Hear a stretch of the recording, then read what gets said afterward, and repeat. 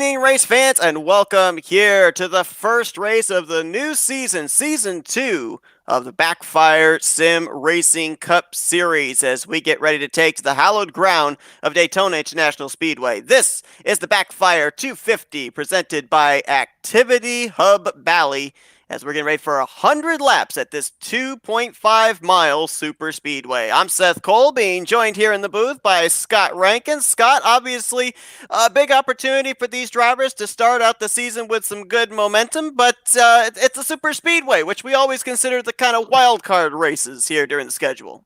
Yeah, but then again, I kind of like this race exactly where it is on the calendar. Get the super speedway race out of the way nice and early, because then that allows, shenanigans are going to happen in a super speedway race. You let that happen early on, and you put it in the rear view mirror, and then it's head down. What's my next goal? What am I trying to do from here? You can focus on the next race, the race after that, rather than trying to focus and worry about a super speedway coming up late in the season. I mean, we did see that, last season there was a super speedway race during the playoffs period, and it sort of jumbled the standings around, and some drivers left with not really much of an opportunity to present themselves further into the playoffs and have a shot at that championship. So ultimately, I like this decision. I really like opening it at Super Speedway. Let's get it out of the way. Let's get it done. Let's see what happens when we shake this field down. Absolutely, and we also are very privileged to have in the booth here tonight a special guest. Maybe pretty familiar to all of you that followed the eNASCAR Coca-Cola Series. He pilots the number 90 for Richmond Raceway Esports, Zach Novak. Zach, obviously you know about the competition at the top level. What's some of the things these guys have to worry about here today? Well, I don't think I've even done a Coke race on this package, so it's kind of foreign to me. I've done some racing on it, but it's a lot different than anything we've ever experienced. It's a lot of side draft, a lot of teamwork with this package. So gonna be a lot of adjusting, but I think these guys are gonna make it work. A big field here tonight as well, so as Zach alluded to, going to be a lot of diplomacy of drivers trying to make alliances with teammates and maybe not even with teammates. We had 41 drivers in the field in last year's Daytona race, and a driver that went to victory lane in that also went on to win the championship. We're going to talk with him right now. Let's see if we can dial up Matthew Robinson. Hey Matthew, it's the boys up here in the FRM booth. Have you got us? Yes, sir. All right, man. Well, obviously, one season ago, you took the checkered flag here at Daytona. It started you on the path to be able to win the championship in the season finale. So how much importance did you put on starting out the season the way that you did with that trip to victory lane? How did that set the tone for the remainder of the schedule? Well, it was a big help, a big confidence booster going into the whole season. It was my first ever league win, so it really, lifted my confidence up to, progress and keep leading the points throughout the season. It was sort of a fluke for me because I would have thought I would have won at Daytona, but it was an awesome win. I was, it was really, really, I was really excited after that. It was just incredible winning the first ever race here at BackFire. I mean, tonight you're going to be sitting in crew chiefing, and you're moving on in terms of things. Ultimately, how are your guys feeling? Are they prepared enough? Are they ready to work together? What's the strategy? Is it going to be chill out at the back? Is it going to be push forward early on? Is it going to be, make that strategy call and then you're going to win it on a strategy race? Well, it looks like my old car is on the pole, and his teammate is second. So I think they're going to try to, try to lead the field here and stay up front. I think the rest of them are going to stay in, maybe hang out in the back and see if they can just stay out of trouble and keep the car clean for the whole race. But I've emphasized on being patient and taking their time because it's a long race, and they got to be there at the end to win the race. Matthew, obviously, best of luck to you and your team. It's going to be Quite unusual not to be seeing you out there on the track, but crew chiefing duties, hopefully we can see you pilot one of these machines to victory lane. Best of luck. Yes, sir, man. Hopefully I can get in here maybe next season. But yep, good luck tonight. And as Robinson alluded to, yeah, JKR Motorsports not missing a beat. The 99 that was in championship victory lane last season starts on the pole here for this new season, season 2 of BackFire. So, Scott, obviously, JKR coming out here saying, hey, we were strong last season. We're going to be the team to beat this season as well. Yeah, it's so important, especially. I mean, it is qualifying during the Super Speedway race. There is so much of this race to go, and this isn't really going to be, the be all and end all in terms of how this all plays out either. So, look, I mean, there's a lot of opportunities here for guys if they want to, push ahead, try and advance themselves early. So, look, qualifying at the end of the day, it's not really going to decide a whole bunch of things, but it is going to put a stamp early on, say, hey, look, we've got control of this race. What are we going to do from here? So they've now got flexibility. They've now got options. So, hey, we'll see what happens. Zach, 31 drivers going to be taking the green flag to start this race. So let's say that you're a driver starting mid-pack or the rear of the field. How anxious are you to charge your way to the front? Because we know that these drivers do have one faster pair at their disposal, but you don't really want to use that up until at least the halfway point, right? Yeah, absolutely. You definitely don't want to use that faster pair up too early. So, you're going to see a lot of split strategies here. A lot of people trying to hang in the back, and then a few drivers trying to go for it all early on and go up and control this race, like you guys alluded to. So, yeah, man, I expect this to be crazy. It's going to be fun. We might see it single file out, who knows, but it should be a good race. Alexander Kerfan in the 99 this season is going to be the one to bring us to green. Jeremy Richmond, his teammate in the 98, alongside him on the front row. The brand new season of BackFire Sim Racing Cup Series is green, and we're racing here at Daytona.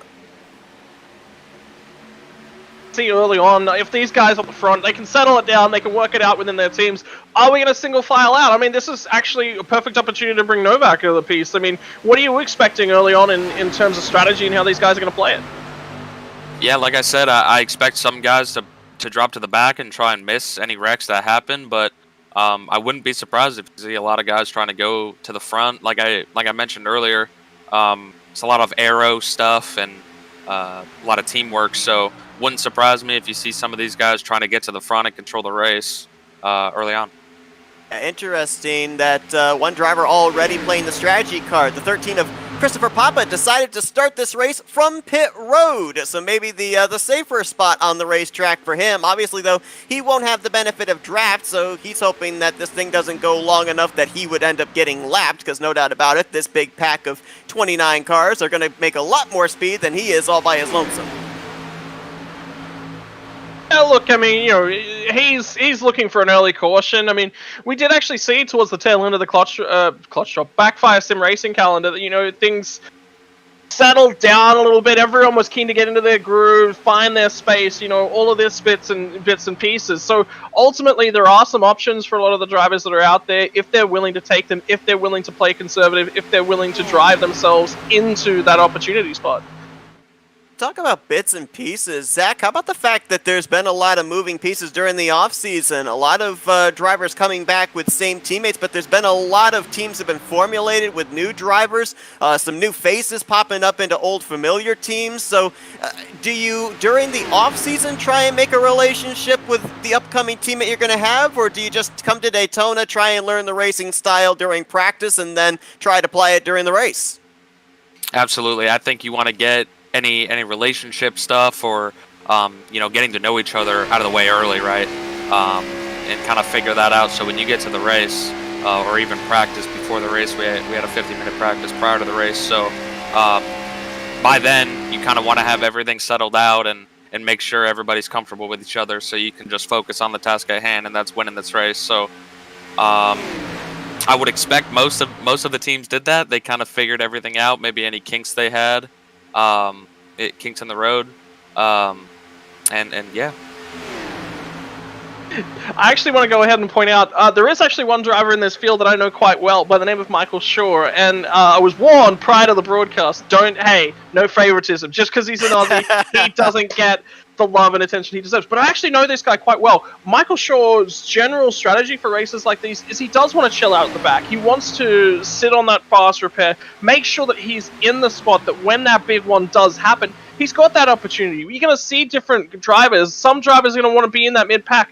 How difficult, Novak, though, is it, if that big one never happens, how difficult is it to overtake and put yourself in a position? And we're actually seeing two different packs form at this point in time. Has this second pack got some work to do here as well? I don't think so quite yet, man. I think they're in a pretty good spot right now, kind of just hanging off that pack, but they're close enough to be in striking distance. Like I said before, it doesn't really surprise me that they're single filing out here and just kind of logging laps. It is really difficult to pass though, so this pack, although they're staying in touch, is definitely a little far back, and it's going to be tough to pass unless they work together as a full group. Someone was almost up there into the wall into 3. I think it might have been the 88 of Noah Owens. I'm not sure if there was some blocking that was going on or if two cars were jumping up there to make a lane, but then one of the cars disappeared. Owens made an evasive move to the right and almost brushed the outside wall for his troubles. It's Christian Roos in the 14 that's actually leading this second group over Ryan Sizemore, Patrick McQuaid and company. Now, we ended up having, as mentioned, the defending winner in here moments ago, Matthew Robinson, but that was the first Daytona race on the season. We did go to Daytona twice last year. Michael Shore, Noah Owens among some of those there off of turn 2. Well, that plays Chris Papa back into it, because that's the caution that he was hoping for. He looks like the smartest man out here right now, I'll tell you that much. Novak, in this sort of a situation as well, with 6 laps into the race, there is a gap now on the top end of that fuel tank. Do you pit here? Tires, you definitely say no to tires at this point, but do you want to come down and top off that tank? I don't think so. Normally, it's a roughly around 35 to 40 lap fuel window here, so can't quite make it here. You definitely have to save a lot of fuel, too much to make it worth it. So I expect we see most of the field stay out here, but who knows? Maybe that's why I'm up here and I'm not crew chiefing the race, so we'll see. Like Michael Shore was trying to tuck down in line. Noah Owens had a big run on him and got to his inside. The two of them make contact and the both of them spin around. Both were running towards the tail end of the lead pack. How difficult is that as a driver there, Zach? Obviously, as we mentioned, a number of drivers have crew chiefs here, but for those that don't have that luxury, how difficult is it to clear yourself on another race car? Especially with the massive runs you get with this package, the massive drafting package that we have right now. It's really, really difficult to time stuff, time blocks, time passes, etc. Especially if you don't have a lot of time practicing it. So, again, like I said, I don't really have any experience on this kind of drafting package, so it wouldn't surprise me if some of these other guys don't really have as much experience as maybe they want. So they're kind of learning on the fly as well, and it wouldn't surprise me if they're all kind of trying to figure out, how to time things like blocks and whatnot, like I said. So, yeah, that's just kind of the reality of it and a little learning curve. So, update from pit road, we've got a fair few cars have actually taken the opportunity to come down at this point. Noah Owens and Michael Shaw, both of those guys had damage. They're come down. They're trying to clean that back up. Wouldn't surprise me, though, to see those guys hang on to their fast repair. I'm not 100% sure if they have actually burned them in this instance. Michael Shaw may not actually have an opportunity. Other than that, Alonso Chicano, Christopher Woodard, Jaden Gimbel, and Christian Roos, all of those guys have come down pit road just to top off on fuel. Oh, and Chris Papa as well, I believe. Roos was the highest on the track that came to pit road from the 14th position, so that gives you an idea of just how many drivers up at the front wanted to keep their track position. And it does look like Michael Shore has used his fast repair here, so only 8 laps in and already a fast repair in the hole, so he's going to have to kind of tiptoe here for a good portion of this race, make sure he keeps the fenders clean or else get involved in a big wreck. That's basically his race over. Before we had that wreck, I was going to mention the fact that we do actually have a defending Daytona winner in the field, but it was back the second time that they visited Daytona in the schedule, the regular season finale, and that's Christopher Lawrence in the 9. So if you've got prior history like that, Zach, coming into a race, knowing that you've been able to do it once before, does that give you confidence to be able to do it again, or do you have to kind of just put in the back of your mind, hey, it's a super speedway, so just because I did it last season doesn't necessarily mean the chips are going to fall in my favor this season? Yeah, absolutely. It gives you confidence.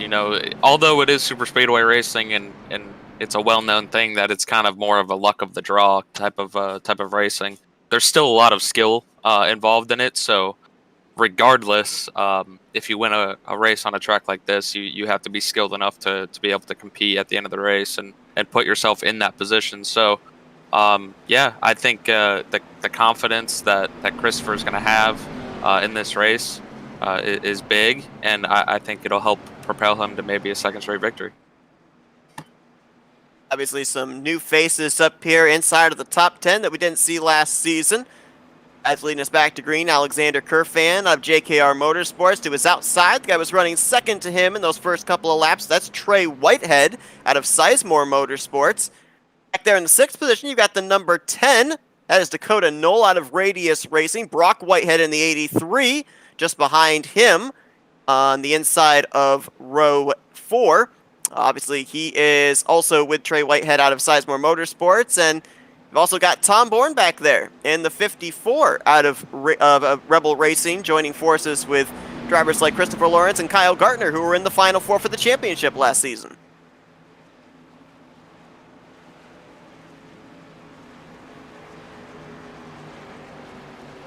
I'm excited for this. Sorry, I was going to say, I'm excited for this restart, man. I feel like it might start dicing up a little bit, with that first wreck out of the way. So we'll see how this goes. First caution of the day here in the first 10 laps, and on lap 10, we're going to get back under the greens. The pace car makes a left-hand turn to pit lane. Up through the gears they get. Jeremy Richmond and Alexander Kerfman trying to time that start, so the both of them got cleared for first and second, and they managed to do so. That's just good teamwork and making sure that they've timed things perfection. They've clearly worked on that through the week. They did leave their third teammate, DJ Daniel, back there into the clutches of Dakota Knoll, and have the 33 of Trey Whitehead behind them and in front of their teammate in the 96. We'll see if they're going to be able to work DJ Daniel up along with them and maybe make it a JKR Motorsports trio in the lead here. Towards the back, and the only driver that got the faster pair was Michael Shore, but a couple of other drivers came down and either repaired some damage or topped off the fuel tank under those pacing laps. Christian Ruse, Matthew Fleming, they were down pit road a couple of times. Noah Owens actually came down pit road the lap before we went green. So some drivers possibly thinking of fuel strategy there, Zach, or is it just the case of they were at the back, so might as well just get that little bit of extra fuel anyway? Yeah, probably just it can help your pit strategy and kind of help the timing of being on pit road. Maybe they don't want to be on pit road at the same time as 30 other cars. So I could see that. But one guy I'm really paying attention to right now is Ryan Sizemore in the number 8 machine, up +8 from his 19th place starting spot. Really, really impressed with his drive so far because, like I mentioned, it's really, really tough to pass. So. Few big movers here early. Ryan Sizemore, Anthony Zirkle in the 61. Just to name a few. Sizemore running in the tire tracks right now of the driver we just talked about moments ago, Christopher Lawrence, a former Daytona winner here. Nobody really up at the front looking to try and generate a run. I saw a couple of drivers mid-pack that jumped up to the outside line, but didn't really look like any forward progress took place there. You talk about the ability to be able to get a run, but if you don't have any friends out there, is it possible for 2 or 3 cars to be able to make something happen? Not really. You'd have to rely on a stack up at that point, which will be pretty common once we get to the end of the race. You'll see a lot of stack ups and a lot of checking up. So you'll see people mount runs at one point or another, but I just think it's a little early. These guys aren't really pushing it too much. Now the difference is normally in terms of real life racing, the guys generally prefer to run that outside lane. If I'm correct in saying, during these early stages of the race. I mean, what's the differences here between the sim and the real life circumstances that are keeping them to the bottom of the track? I think the main difference right now is I think they all could go to the top. It's just kind of like a iRacing thing to run the bottom. It's just kind of how it is. Nobody's really ever experimented with going to the wall and just running a train up there. But one thing with these cup cars is the wall arrow actually slows you down. So that's typically, probably not a good idea to go up there and run single file up on the wall and go slower. That could allow people to dive to your inside and maybe mount bigger runs than you would typically see if everybody's running on the bottom. So that's probably why they're not up on the wall, besides the fact that it, Oh, here we go. Just got my eyes in the mid pack, the 88-25, so that's Alonso Chicano. And the 88 was one of the drivers who was in that last wreck, Noah Owens, I believe. Trying to get up to another lane higher, unless my eyes deceive me though. No, sorry, that's Ryan Sizemore in the 8 machine. It's marked as the 88 on the side of his car. It's actually the 8 machine. They were attempting to build that outside around and nearly tripped over each other. I think a big reason. I think they got stacked up, because I think when the 33 jumped up to the outside line, everybody was trying to figure out, do I want to go up there and try and help him? And then they had drivers to their inside, so things started getting wadded up from about 5th place on back. I think that's what led to all that stack up towards the tail end of this pack. Yeah, it got sketchy there for a second, but they all sorted it out. I saw that developing right as I was finishing up my point, and I was about to say something about it as well, so... Great minds think alike. Yeah, I guess so. Does this mean that I've got a chance out there? Can I one day join the pro ranks of iRacing's Hall of Fame? Absolutely, it's a lot of hard work, man. A lot of hard work, and I don't think a lot of people understand that. It's a lot of grinding, a lot of effort, like you guys have to do for commentating. So it's like I said, it's just a lot of time, dedication, and you can get there. Anybody can. And that's one of the key differences between real life. Oh my word! Big junk. It's Kyle Gartner in the 49, who was one of the championship competitors last season. That's a lot of damage on that machine. Not sure who I thought I saw another driver involved, but I'm not sure who it was. Well, it started with Braden Black and Kyle Gartner. Looked like Braden had a run and went to go to his inside, and Kyle blocked it pretty late. Not sure if that's just a miscommunication or if they were even trying to work together in the first place, but Kyle got spun sideways and then kind of overcorrected it a little bit, and everybody else, or he's just an innocent bystander at that point. Everybody else is trying to navigate their way through that. Like Michael Sobanovsky in the 22 got a piece of it. There's another machine that I think got some damage as well. Noah Owens, not certain if he got damage or not. At least 2 other drivers, I think, got bits and pieces of that incident. For the most part, though, for an incident taking place in the center of the corner and not a whole lot of options to be able to avoid a wreck when you don't know which direction that car is going to spin, everybody did a pretty good job of getting through that unscathed. Excellent wreck avoidance by Trey Whitehead, by the way. Excellent. I mean, that's one of the crucial things when you come to a super speedway like this, is just keep that car clean, isn't it? You cannot basically overdrive the car. You cannot, really throw yourself out there early on. You need to have that race car in good condition late, and that is such an important part about your super speedway strategy. Is, yeah, sure, give yourself an opportunity to overtake. We're actually seeing most of the field dive on a pit lane during this caution as well. But you need to make sure that you give yourself an opportunity at the back end of the race to win the race. Because if you're not there at the back end of the race, what's the whole point of showing up in the first place? Absolutely. I think a lot of guys right here, seems most are opting for fuel only, or 2 tires. I see some guys taking 2. and a lot taking 4. But like you guys mentioned before, kind of talking about how on that first caution people were coming to top off. Now they're in the fuel window, so now this race can break wide open. Maybe a lot of people are going to be saving, or maybe they can just go hard to their fuel number and make it to the end. But this race can turn completely upside down from here on out. Well, actually, another point based off of that, I was actually doing a little bit of quick research during the early phases of the race. 75% is the fuel limit that's actually on this one, so it's not a full 100% tank. And the numbers you were saying, the 35 to 40 sort of range, was for a full tank, correct? Yeah. So we're going to be I didn't know looking that, somewhere so. 28 to 30, I think, is going to be our fuel range. Yeah, that sounds about right. I'd say probably around 30 laps or so. So they can't make it then. So maybe not. Maybe it won't turn upside down quite yet. In that situation, I mean, if you're at the back of the pack, the assumption is automatically you want to fall into that fuel saving mode. Is there ever, if you sit down and you go, hey, if we push as hard as we can, we're going to have to make the same, pit stops as these guys. We're going to be on pit road a second or so longer. Do you think we can punch it out? Is that ever really a strategy in super speedway races? Yeah, absolutely. I actually won the 2019 Daytona Coca-Cola Series race because of that.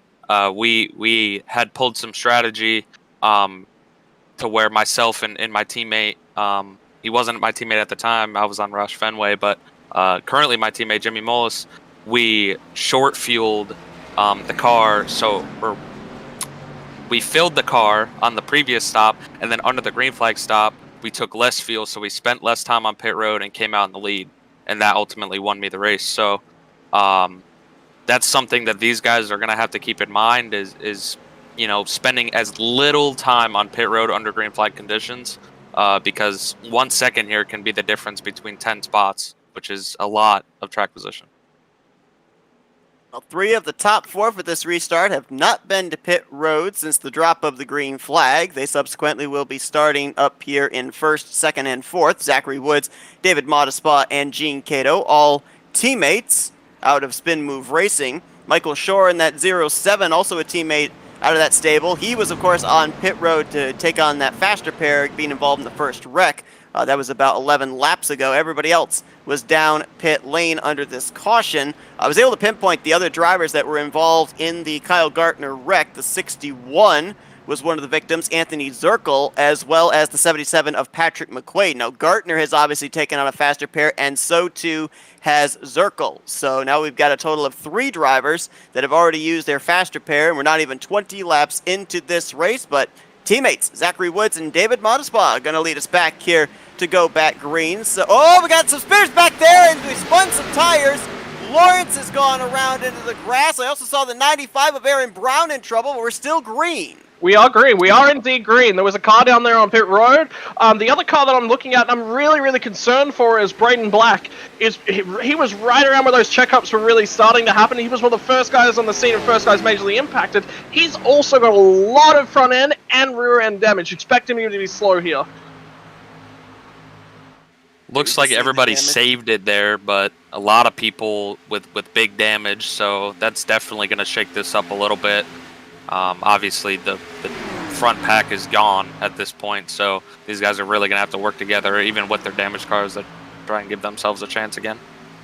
There's the 9 of Christopher Lawrence, who we saw out of shape as well, but he was able to recover and still runs in 12th place. So there's a couple packs forming out here. It's basically everyone from Brock Whitehead forward, so that's 8th position forward, is in that first pack, caused by that restart issue. And everyone from Tom Bourne backwards is sort of in another pack. And they got a mini pack sort of off the back that they've got a chance to catch back up, but they're going to have to really motor to be able to do that. Something else that I'm really, really concerned about is Braden Black. Remember I said he has damage. He's got front end damage. That car's not going to be cooling very, very effectively. He's in 2nd place in this queue. If his temperatures start to go supernova, that whole pack is at risk. So what are we thinking for that? Was that someone spinning the tires, or was that drivers trying to anticipate when the leader was going to go for that restart? Typically, there's not much tire spin here, so I think that's just people getting antsy and trying to make up track position on the restart. That's probably the easiest point in the race to make some track position, from what it seems like, is on those restarts. So yeah, I think everybody was just getting a little antsy there, maybe trying to jump the gun a little bit, and they stacked up, got some damage, but overall everybody seems pretty clean, or at least nobody's lost a draft at this point. So here comes topside. JKR Motorsports teammates all lined up there. Irfan, Daniel, and Richmond trying to catch up to the Spin Move Racing Toyota Camrys of Woods, Modespa, and Cato. They managed to get around Michael Shore and break them up a little bit. Now they'll try and go to work on Cato and try and continue to make forward progress. Now, obviously, as mentioned, guys like Woods and Modespa and Cato, they haven't been to pit road the entirety of this race. Do we like this call here? Because obviously, if we continue under a long green flag run, they're going to have to come down all by their lonesome. Everybody else will be able to stretch it a lot further. They could run the risk of maybe losing a lap here if they don't get themselves a quick caution. I could be wrong here, but I think everybody has to pit at least twice, even the people that came in under that last caution. So I don't hate this call. I think it's actually pretty smart. Track position seems to be king right now. And even though they might have to spend more time in pit road under green, I like the idea with how this race has played out so far to just get out in front and try and be in front of all the wrecks if there's any more. See the 22 there, Mike Sobanovsky going another lap down. He was already one lap down when we went back green here on this restart. He actually spent a lot of extra time on pit road under this caution period, and he has already used a faster pair as well. So bring the total up to 4 drivers that are a faster pair in the hole. Here we go, guys fighting for the lead now. It's talking about those teammates just before. You've got DJ Daniels, you've got these guys right up on the high side. They're now pushing for that lead. How difficult is it, Zach, to line up these bumpers for these guys? Because I'm seeing a lot of movement out of these cars. It's tough, man. It's really tough. And like I said, it's a lot of aero dependency, so it's even harder to line up the bumpers. When you get close to someone, it makes their back end really light, and it doesn't really cooperate with you. So it's really tough to line up the bumpers. And as you kind of saw there off turn 4, that top line that was forming up didn't really work out too good just because it was so sketchy. So important and so critical, to a lot of these guys as well. When you form up, you've got to make sure that you stay in that aero buffer zone. If you fall back and then you surge up again, that's really, really bad. You want to stay as attached as you possibly can. And that's all about a multitude of different things. It's mainly throttle management. If you're that second car in the queue, you don't want to surge up and give a huge push and push that car way out in front and then surge back up to him again. What you want to do is manage the throttle as you're coming up to the back end of that car so you can stay in contact with the rear of him. Because once you're in contact, you get back full throttle on that gas, you're both going to go faster.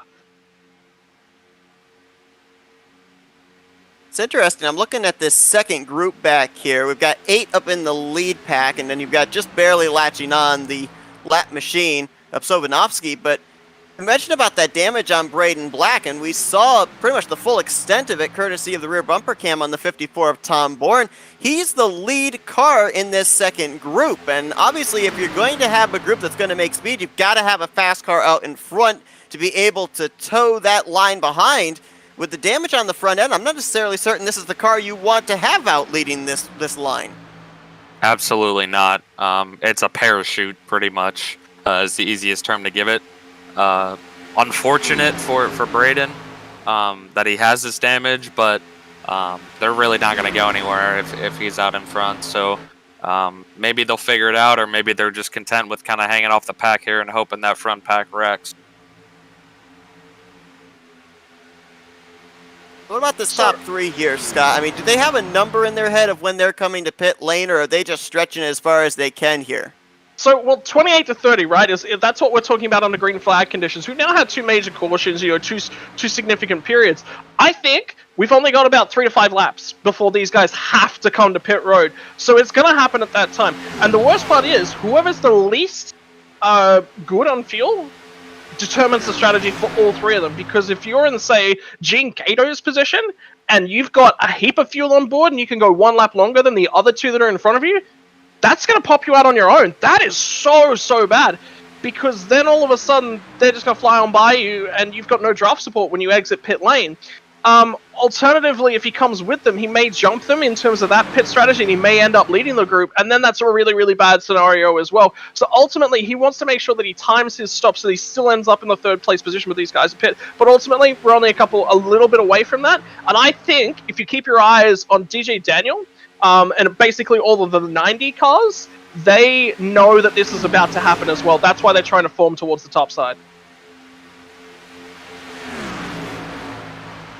Yeah, these JKR Motorsports machines are persistent, man. They're trying to get this top line to work, and they might have had it right there if they timed it right. With how tough it is to get this outside line to work, it's really, really important to time your runs. And with the stack ups, like I mentioned before, there's a lot of stack ups in this kind of racing. So time the run to get to the outside. As we see one coming in pit road, I believe that's who is it? Motorsport, yep. And then from the second position, obviously got to get that thing down to 55 miles per hour. Can't afford to speed on pit lane. Ooh, dear. He needs luck. He needs a lot of luck for him to actually be able to get back in there. So, look, I mean, ultimately from here, the 90s and the JKR Motorsport guys, I think they've got control of this race. I think they need the rest of the pack is banking on another caution. If we don't get another caution, these guys are just going to lead this thing the whole way. Modespa overshot his pit box, and he overshot it by a lot. I think he went 3 pit stalls ahead of where his actual pit box was. And getting a little loose there was Alexander Kerfan as DJ Daniel gave him all he could handle. That's that loose sensation you were talking about, Zach. Yeah, like I said, these things get really, really light, man, when you get up on someone's bumper, and you can see that right now with Kerfan. His rear end's wiggling everywhere, and it's a lot to handle at these high of speeds, going 200 miles an hour down the straightaway. So I like these guys' persistency, though. They're really grinding hard to try and go get this lead, and I agree. I think they're in control of this race. For the long haul, I think this is their race to lose at this point. I mean, a lot of talk on the radio at this point in time. We're going to see not just the 60, not just the 2, but the 07. All 3 of those cars are going to come to pit road this time by. They're in a team together. That's why they're doing it. The 07 didn't have to come to pit road this time by. He's actually good for a lot longer on fuel. He wants to stay attached to his team, though. So this is a strategy play. This may work out in their favor because now they get to get hooked up as best as they possibly can. We're lap 32, so they are still going to have to pit twice more after this to be able to make it home. So it's a risk. It's a big, big risk. And I think this is either going to be fantastic or it's going to be absolutely horrible and nowhere in the middle for these guys. We just went from, a pack of 8 or 9 down to a pack of 5. The only other driver up here that's not a JKR Motorsports car on the lead lap is the 83 of Brock Whitehead. So does this play into the favor of that second group being able to reel in these top drivers? I'm not sure, to be honest with you. I don't really think so. They do have Christopher Lawrence, your defending winner at this race, at this track, leading this pack. So they're catching them a little bit. They're about 3/10 quicker last lap. So they're starting to get there. I think that's partially because they have Christopher out front, but also, like you mentioned, that front pack kind of dwindling in car count. Now, alternatively, does this mean that the lead cars are actually in a little bit of a fuel save mode, and they've realized that they've got enough of a margin right now that they're just actually settling the pace back a little bit to just make sure that they not only are they leading this race, but they're also so much better on fuel, because that crucial pit window, that's actually coming up here in probably about 5 laps time. Then we're down to definitely only 2 stops until the end of the race, and that's a very, very crucial factor as well. Here's those 3 cars that were just on pit road. Woods, Cato, and Shore. Oh, Shore almost came down to the 83 there. That was close in the middle of 1 and 2, but they are going to now fall a lap down as the race leaders head on by. We were used last season to seeing JKR Motorsports fielding 4 cars consistently week after week. They've got 5 in the field here today. Obviously the top 3 with Kerfan, Daniel, and Richmond. Brock Salvati back there in that second group, running in the 7th position, and one of the drivers trying to recover from the stack-up we had on the last restart, the 95 of rookie Aaron Brown, right now back in the 22nd position. That lead pack benefited a lot from those guys coming out of pit road and coming in with them, because this lead pack is about 2/10 quicker than that second pack that we were just talking about. So they're starting to open that gap back up. So I don't think they're saving any fuel. I think they're going hard trying to extend that gap and allow for any minuscule mistakes on pit road here under green. You can afford to lose a little bit to or not get a penalty or anything like that. Is there any point, Kerfan led a good portion of the first run, and now he's out in front here after all the spin move cars came to pit road. Is there ever a point, do you think, that these JKR Motorsports drivers decide, all right, well, let's get DJ Daniel up there, let's get Richmond up there, since they've been back here with the benefit of the draft and able to save some fuel, allow the 99 to save a little bit of fuel so that we were able to all come in together and not have to come in early because of the 99 cutting the draft for everybody else? I think at this point in the run, you've kind of made your own bed. We're about 20 laps in, give or take. So I think they've kind of settled, and they're just going to go off of Kerfan's fuel number at that point, and base their strategy off that. So I may be wrong. They may cycle it like you're talking about, and I think that might be the smart move. But at this point, like we've talked about, they have big time control of this race, so they can pretty much do anything they want and have a chance to win still. So just a really, really important point that's just come through from the spin move guys. They're a lap down. All three of their cars, the 60, the 2, and the 07, they are all a lap down because of their pit stops, right? They just communicated in-game and said to the JKR guys, hey, do you just want to work together here? However, we want to lead the pack. Do you want to know why they said that? Because if a caution comes out, they are then back on the lead lap. So, JKR come back and said, I don't know, man. I kind of want to control the pace a little. So, a little bit of mind games going on there.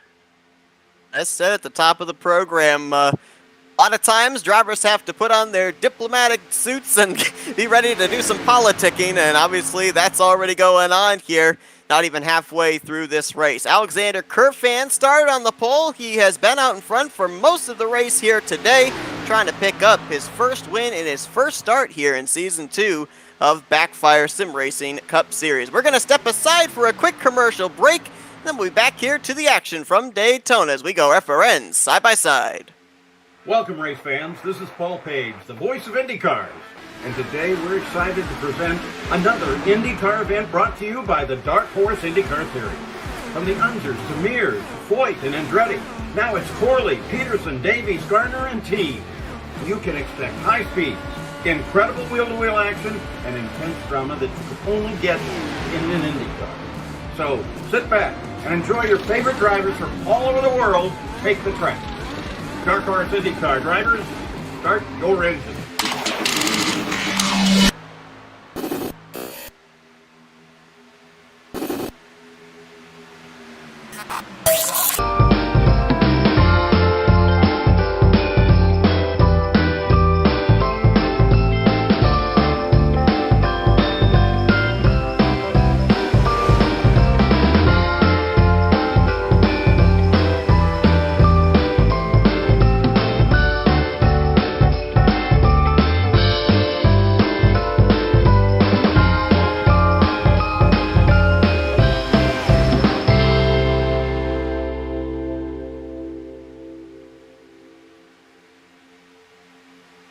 Welcome, race fans. This is Paul Page, the voice of IndyCars.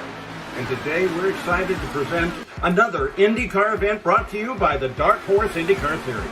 From the Unzers to Mears, Foyt, and Andretti, now it's Corley, Peterson, Davies, Gardner, and Team. You can expect high speeds, incredible wheel-to-wheel action, and intense drama that you can only get in an IndyCar. So sit back and enjoy your favorite drivers from all over the world take the track. Dark Horse IndyCar drivers, start your engine.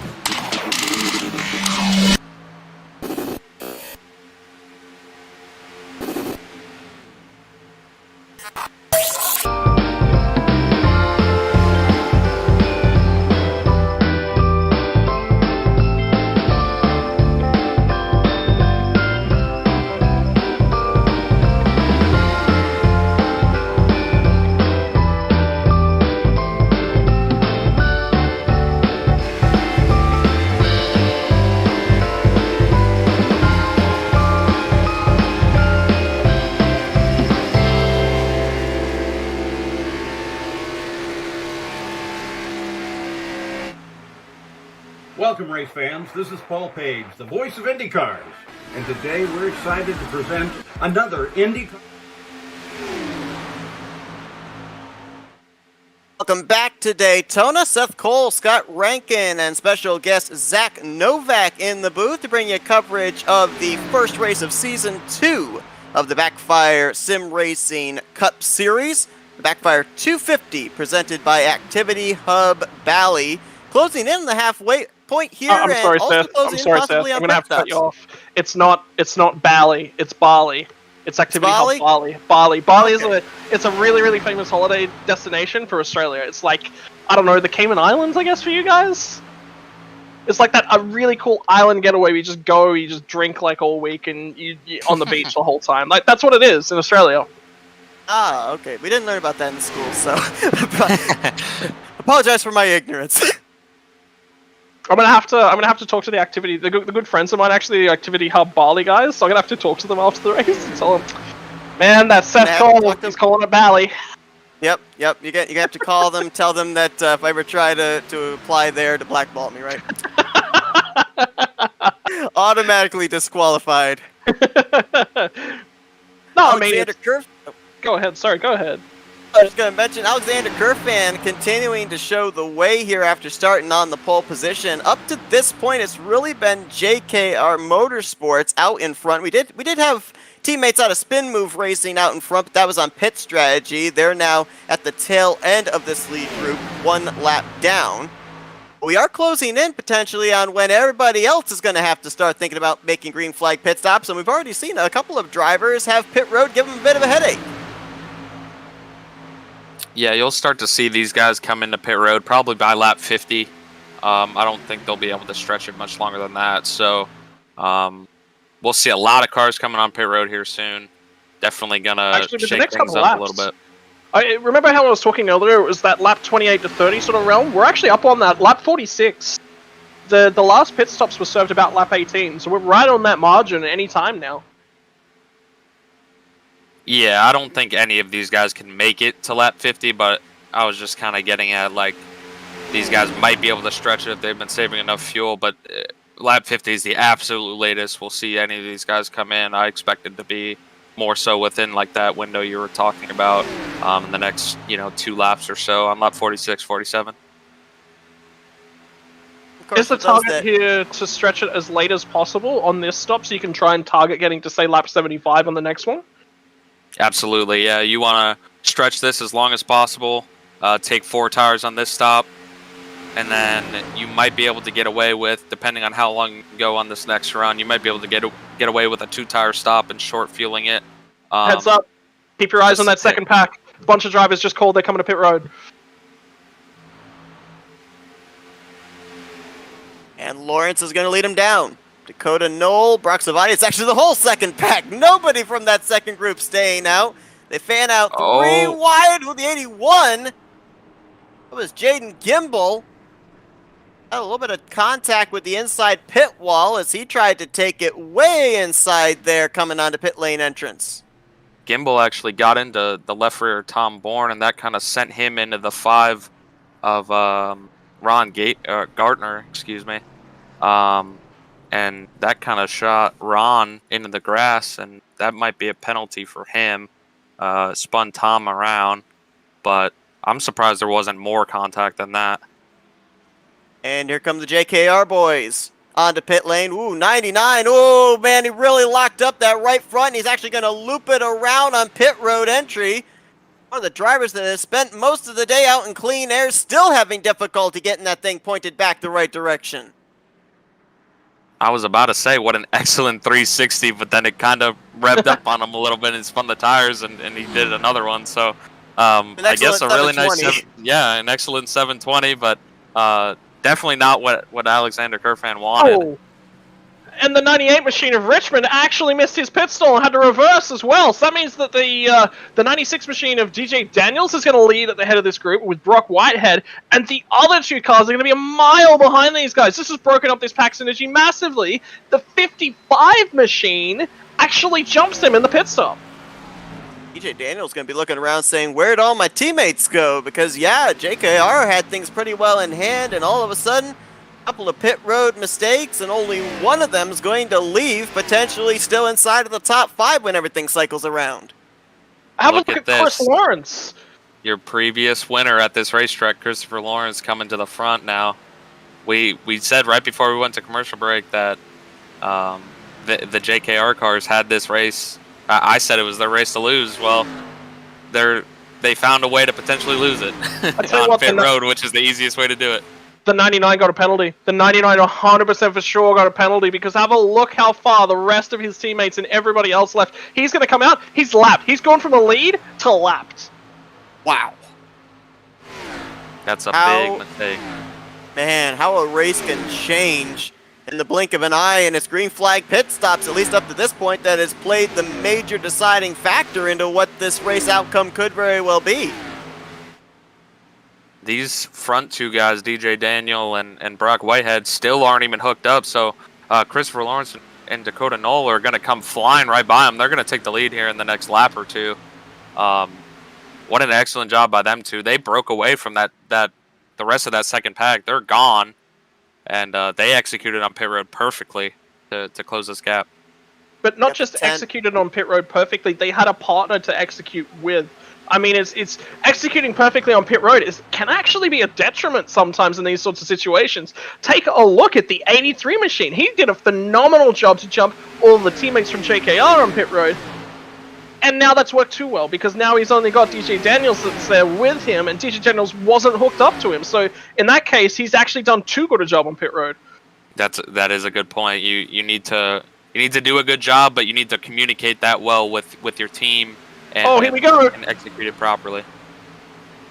Well, DJ Daniels takes the position away, Christopher Lawrence takes the position away, and the 10 machine of Dakota Knoll tries to take it away. These guys are going to get organized now, or they're going to lose the draft to the lead pack as well. DJ Daniel was a 3-time winner last season, did not have a win at a super speedway, however. All of his wins actually came at mile-and-a-half tracks during the first half of the season. And it's kind of interesting, too, because if you look at these top 4, they're all Chevrolet Camaros, but that old adage, your friends are where you find them, because you got a JKR Motorsports car, Rebel Racing car, Sizemore Motorsports car, and Radius Racing car. None of these guys are teammates to each other. Yeah, I mean, it is super interesting, but it comes down to execution. If you have a look at pit road and all the chaos that happened, it's not just the lead guys that suffered there. You've got the 98, Jeremy Richmond, missed his pit stall. The 99 spun it on pit lane entry twice, got a penalty for speeding. Like, it's about execution. It's about consistency. These guys, a ton of them, were practicing their pit lane entries and practicing them hard. Now, a lot of those guys have made major errors, and they're no longer even in contention for this race. There's Richmond back in the 15th position, and as Scott alluded to, Alexander Kerfan now 1 lap down, actually back in this second pack, currently in the 27th position. Now on the flip side, drivers that really benefited from the green flag pit stops, look at Christopher Woodard up here in the 24 car, all of a sudden in the 6th position, trying to help push 5th place Brock Silvati up to that top 4. And they are common too. There's a lot of pace in those cars, isn't there, Novak? Yeah, absolutely. These guys benefited a lot. Both of them did from this green flag cycle.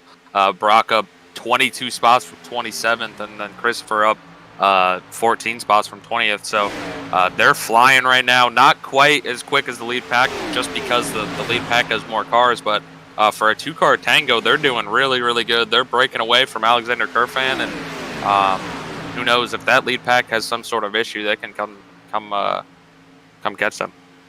That's about the closest 2-car tandem I think I've seen anybody do this entire race. Woodard had his front bumper right up against Silvati for about 3/4 of a lap. Question is, how long can he do that, though, until he starts to get a reading of overheating? Yeah, I think if this whole second pack that we see starting to form up, if they form up and work together properly, they can go catch this lead pack easily based on that 2-car tandem pace that we saw out of Silvati and Woodard. So we'll see if they can get hooked up right. I think they can. It's going to take a little bit of time, but they got what seems like the best car in this race right behind them as well, and Alexander Kerfan. So we'll just have to see if they can get hooked up and go get them. And something else to It's keep got- note of as well in that second pack, have a look at the 3 cars that are sitting just in behind those guys. It's the 60, it's the 2, it's the 07. It's the Spin Move Racing guys. You got to remember that when they came to pit road, they were leading the race. They had control of things, but they had to come down early. Now, when they've played themselves back through things, they're no longer in that lead group. Other guys have jumped up to that lead group, so that's a really good indicator of how their race is going. And of course, they also were up in the lead pack, albeit 1 lap down when everything cycled around. They actually kind of lost touch with the lead group. They started falling back, losing the draft with that pack. So you have to wonder if they had managed to stay up there with the 3 JKR Motorsports cars, would they have been up here potentially in this lead pack with a shot of trying to get back up to the race lead? One thing I'm noticing right now is, I'm going to go back to him again, the 24 Christopher Woodard, man. This is some of his pushing that he's doing is some of the best pushing in this race that I've seen yet. So we need to look out for him at the end of this race. If he's up front, he's got a chance to win this thing because he seems like he's the most comfortable pushing here. And that's something you always see on a super speedway race, even in real life NASCAR. The best pusher is going to find their way up front, and they're going to make a move on that last lap, and they're going to find a way to win that race. So look out for this 24 car. I think he's going to have a shot at the end of this thing. Obviously, these two aren't teammates, the 97 and the 24, so there has to be some kind of a trust issue going on there where the 97 is realizing, hey, this guy is really good at pushing me. We're making a lot of speed, but at the same time, I got to be absolutely careful that he doesn't hook me. Absolutely, yeah. That's always something on the back of your mind, making sure that you're holding your line and not making any awkward movements or anything like that, and keeping your car straight so they can hit you square in the bumper and make speed that way. Right now it's about 5.5 seconds, 5.6 seconds officially from DJ Daniel back to Brock Silvati, the group of 4 over that second pack, and it's not gaining but not losing that second group. They're kind of holding stationary there. But for the time being, the top 4 seem to be on an island of their own. If they just continue running single file, it may just be these 4 for the time being to battle for the race lead. Have to wonder if maybe all these guys are going to elect to come to pit road together, because the 9 and the 10, they came to pit road 10 laps ago. The 96 and the 83, they came to pit road 1 lap later. It's actually interesting as well. When the 24 car latches onto the 97 of Salvati, they fly. They're just as quick as this lead pack. But then as soon as the 24 has to lay off to get air on his grill, they plummet. And they have a group of roughly about 6 cars behind them, and that doesn't matter. So that just shows me how good this 24 car is at pushing. And like I said, man, if Christopher Woodard is there at the end of the race, he's gonna have a shot. See, just at the tail end of this group, 10th position, the 74 of Wesley Jeanette, another driver, making his first start here in the BackFire Sim Racing Cup Series. And kind of quiet here today, up 6 spots from the 12th place starting position that he was in. And right now, just having a solid day. And that's, I think, what a lot of these drivers coming into this for their first start were doing. We're trying to gain some experience, learn different racing styles, and just survive at least to have a shot of starting off the season on a high note. And look, I mean, at the end of the day, it is still a super speedway. You've still got to look after yourself. You've still got to, make sure that that you at least take points away. You've got to come in and you've got to go, look, I mean, it's a super speedway. I may not necessarily be good. Let's just aim for 15th. Sometimes that's all you need, isn't it? It's about consistency. You don't win a championship off of the back of having a splash and dash and going for it in a couple of races. Yeah, I mean, you get yourself into playoff contention with a win here. But remember, actually, from memory, BackFire don't actually run with a win in your end system. It's actually points to get yourself into the playoff qualification stages. So it's actually, which is a really, really good move, I think, from them. I really like the playoff style system, but I don't like the win in the you're in style system. These guys have found a really good middle ground whereby you do have a playoff and you do have some phenomenal racing towards the back end of the season, but at the same time you've got to be consistent throughout the season. So when you come into a race like this, the mentality, yeah, sure, everyone wants to win a race. We all want to experience that high, but sometimes grabbing a top 15, grabbing a top 10, grabbing, 6, 7, those are phenomenal point stays, and you have to accept them as well. Yeah, it's almost like self-awareness, just understanding that you may not have a chance to win this race when it comes to the end of it. You might be stuck in 7th, 6th, 5th, somewhere around there where, like we documented, it's tough to pass. So you're not going to win the race off the last lap unless they all wreck in front of you from 5th, 6th, 7th, or 8th, etc. So just kind of understanding that positioning and just self-awareness and understanding that you just got to take your points sometimes and move on, and not every time you're going to have a chance to win the race. But I know these guys want to win this race, so I expect they're going to go for it. But again, just knowing your point situation and moving on is always something to keep in mind here at Daytona. I was wondering when the spin move drivers were going to be heading to pit road again for their final stop, and they just came to pit road this time by. That's not a final stop. They've got one more to go. Zach Woods actually overshot his pit stall there, so that's not going to help their cause at all. They came to pit road from 7th on back through 9th, I do believe, and I have a feeling that they're going to probably fall a lap down again here, much like they did when they were off sequence back earlier on in this race. Yeah, there you see the 07, there's the 2, there's the 60, all going one lap down to the race leader, DJ Daniel. Yeah, and like Scott mentioned, they're going to have to make another pit stop here. So they're in a tough situation, but they will cycle out to the front for a little bit. Maybe not the front, but they'll cycle out to the lead lap here after all these guys pit. So they'll be in a little bit of a window before they need to make their next stop to catch maybe a lucky caution and get them back in this thing. But yeah, I mean, I think the strategy they made at the start of the race was a good one. I think it was smart to get the track position and stay out. It's just not quite working out for them right now. Keep your eye on the 24 machine, sorry, at this point in time, Krista Woodard. He's actually abandoned Brock Salvati, and Salvati's just sort of let it happen. That's exactly where the Spin Move Racing guys have actually come out on track. They come out in the hole between the first and the second packs. Now, that actually works in the favor of the second pack because it gives them some drafting buddies. So this could mean that we could end up seeing these guys close all the way back up. Yeah, and these Spin Move Racing cars that just pit, they're not trying to save any fuel at all. So these guys are going to be going hard to try and get their lap back. So this is going to help this second back a lot. So far in this race, we've had a couple of early cautions, nothing super major. No drivers out of the race at this point, but I did notice that after the couple little incidents that we had, the restart stack up, and then, of course, some drivers having difficulty getting onto pit road, there are a couple of more drivers that have already used their fast repair. Ron Gartner, I believe, was actually in the middle of that stack up, and he runs in the 8th position, but when he was last on pit road, he utilized his fast repair then, and also when we saw the 81 of Jaden Gimbel having issues getting onto pit road, made that contact with Tom Bourne, and also his left front into the inside pit wall, he also took a fast repair at that point in time, still running on the lead lap and in the 12th position. But we've yet really to see the big one, which Daytona, Talladega, the super speedways are famed for.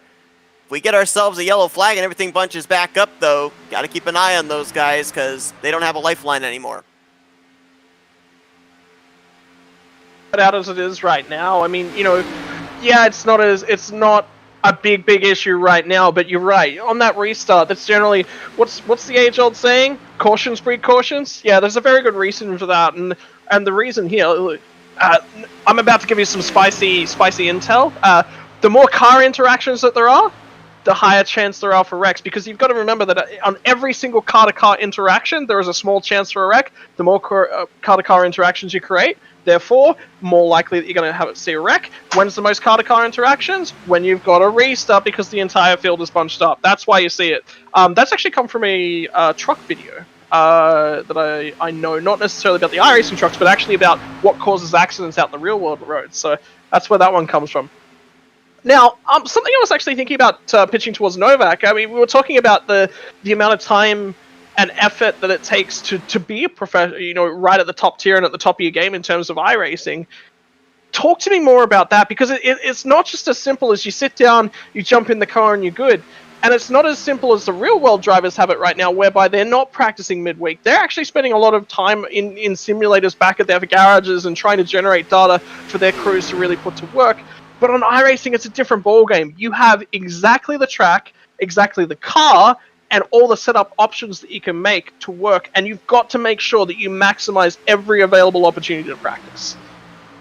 Yeah, you see guys in the Coca-Cola series practicing upwards of 40 to 50 hours a week, which, you know, that at that point it's your full-time job. So it's a lot of effort, like I mentioned, and a lot of work into setup specifically. There's not many people in the series I know that simply just do race laps.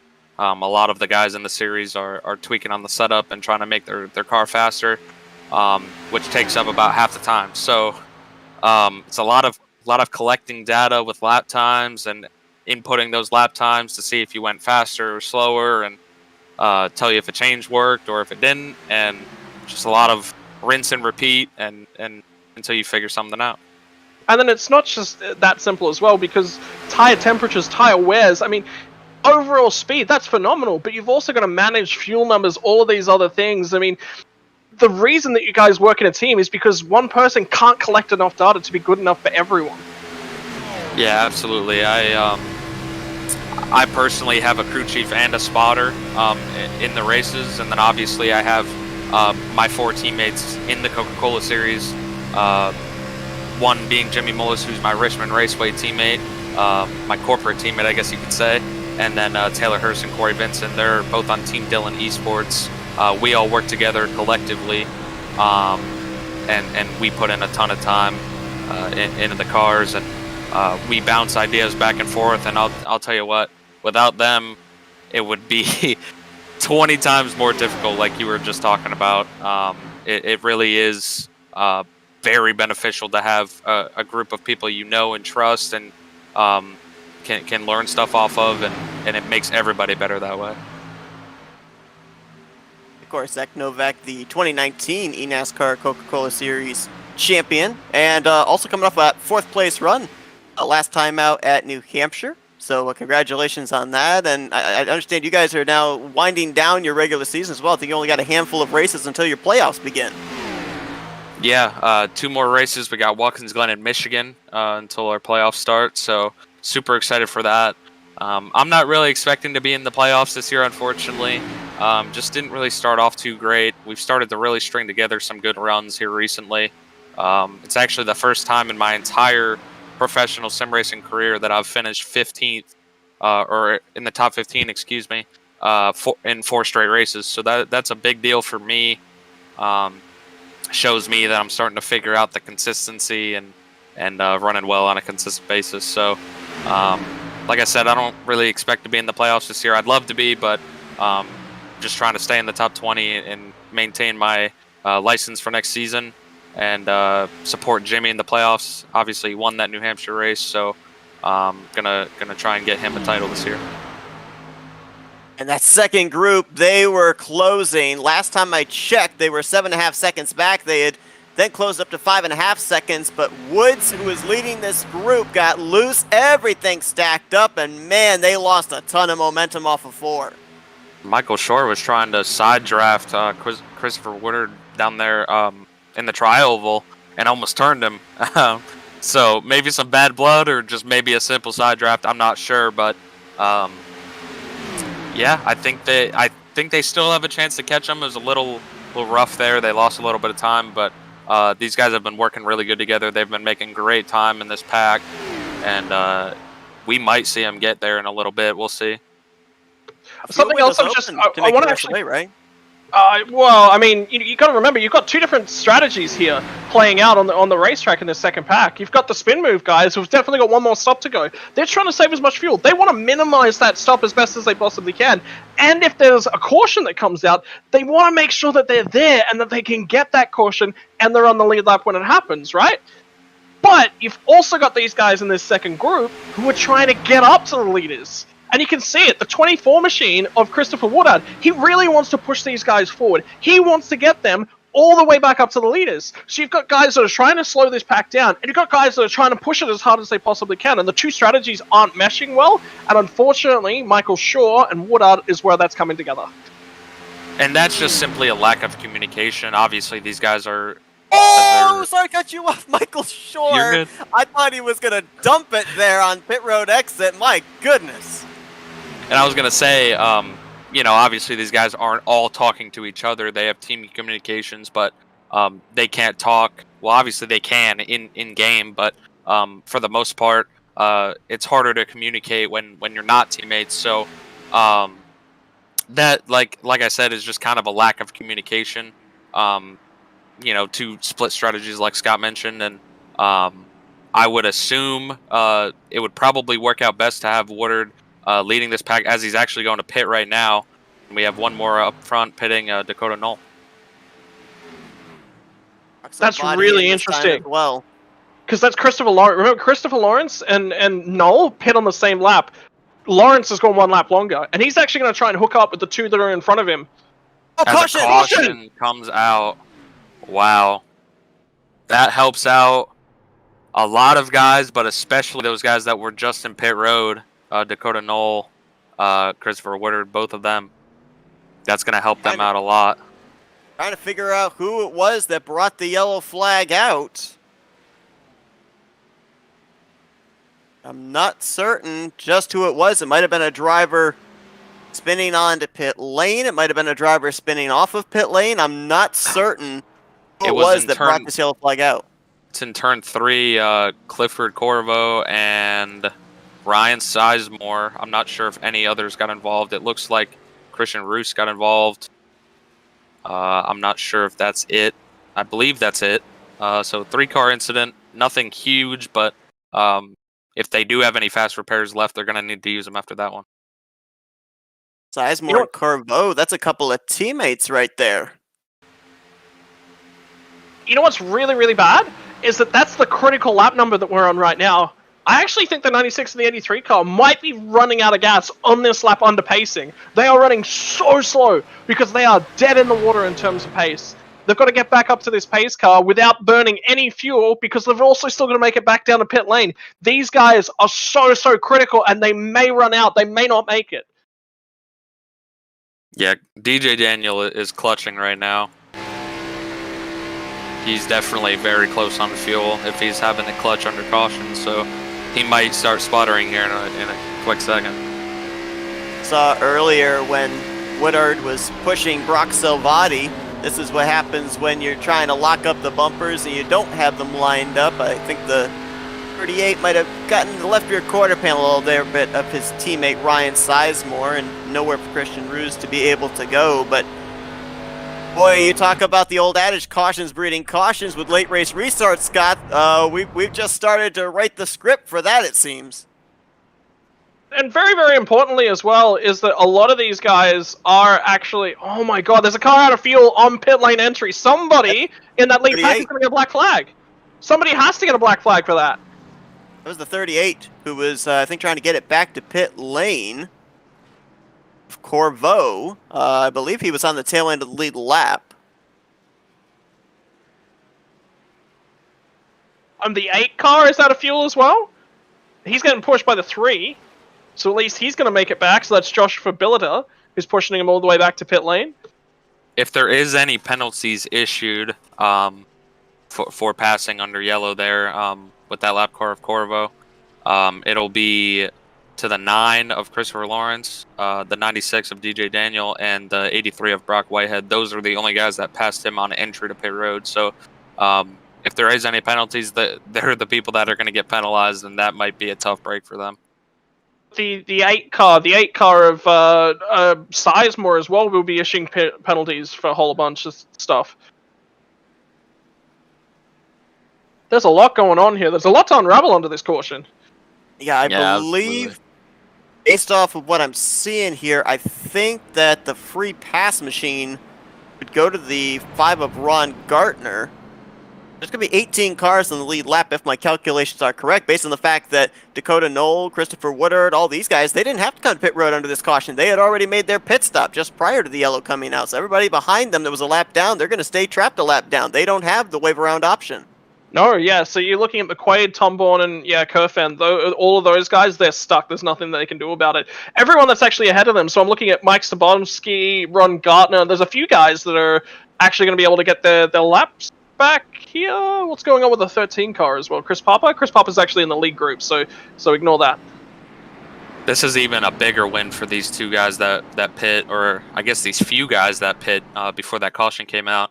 Because it traps a lot of the field a lap down, like Seth mentioned, and it gives you the track position to be in the lead. So they get the track position, and they keep the field smaller. So that's just a win-win for both for these guys, and a big strategy call there to come in. And obviously they didn't know a caution was coming out, but they got really lucky with it. One driver this actually benefits that managed to stay on the lead lap and that overshot his pit stall when they came down pit lane for that first round of green flag pit stops, Jeremy Richmond. He's going to be back up here in this lead group inside of the top 10, restarting in the 9th position. There's a really good option here for, I think, the JKR Motorsports to get hooked back up again, because you've got to remember that they were really good job in the first stint under the green flag run before they missed all of their pits and made a couple mistakes in that moment. So these guys, if they can, it's going to take a lot of work to get those cars organized again, but I think they're looking the best if they can do that. And one thing we're going to have to pay attention to, which is something we haven't really watched all race, is this battle for the lucky dog. These guys are going to be racing hard. 2 really strong cars, or 3 really strong cars, maybe even more than that. But the 2 specifically I'm looking at are Alexander Kerfan and Tom Bourne. They're both going to be battling like crazy for this lucky dog and that free ticket back on the lead lap if caution comes out. So definitely keep your eye on that. Can we go ahead and grab Tom Bourne up here?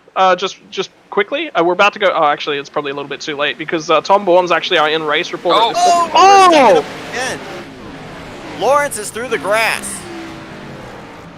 And he's coming back up. No caution. Got awfully close to that double yellow line. I thought that maybe with oncoming traffic we would have the yellow flag fly, but no, not the case. Looks like he's going to get rolling, but he's going to need a caution to be able to get back into this thing. But luckily, no damage for him. He can keep rolling, like I mentioned. Just going to be a tough road to climb, that's for sure. Dakota Knoll, look at this. Gonna get These two cars were working courtesy together of the tandem. Yeah.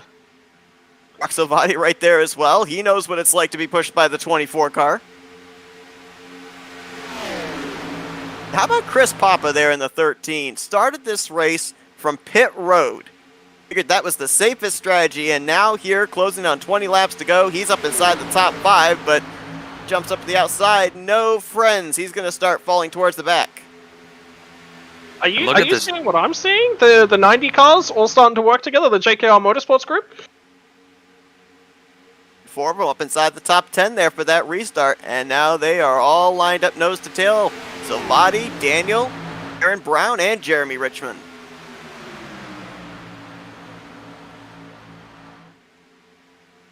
Also have some drivers that had to overcome some early adversity that are up here as well, like Kyle Gartner.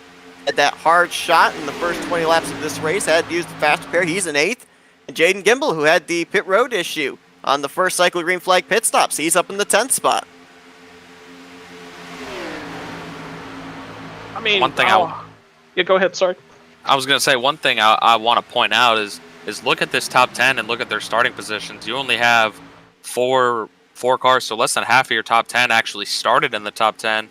Meanwhile, you have the 24 of Woodard, who started 20th, the 97 of Salvati, who started 27th, or excuse me, the 24 of Woodard started 20th, the 97 of Salvati started 27th, Gartner started 21st, Gimble started 24th, so you have a lot of people coming from the back, probably due to those pit strategies and, getting on and off of pit road under green good.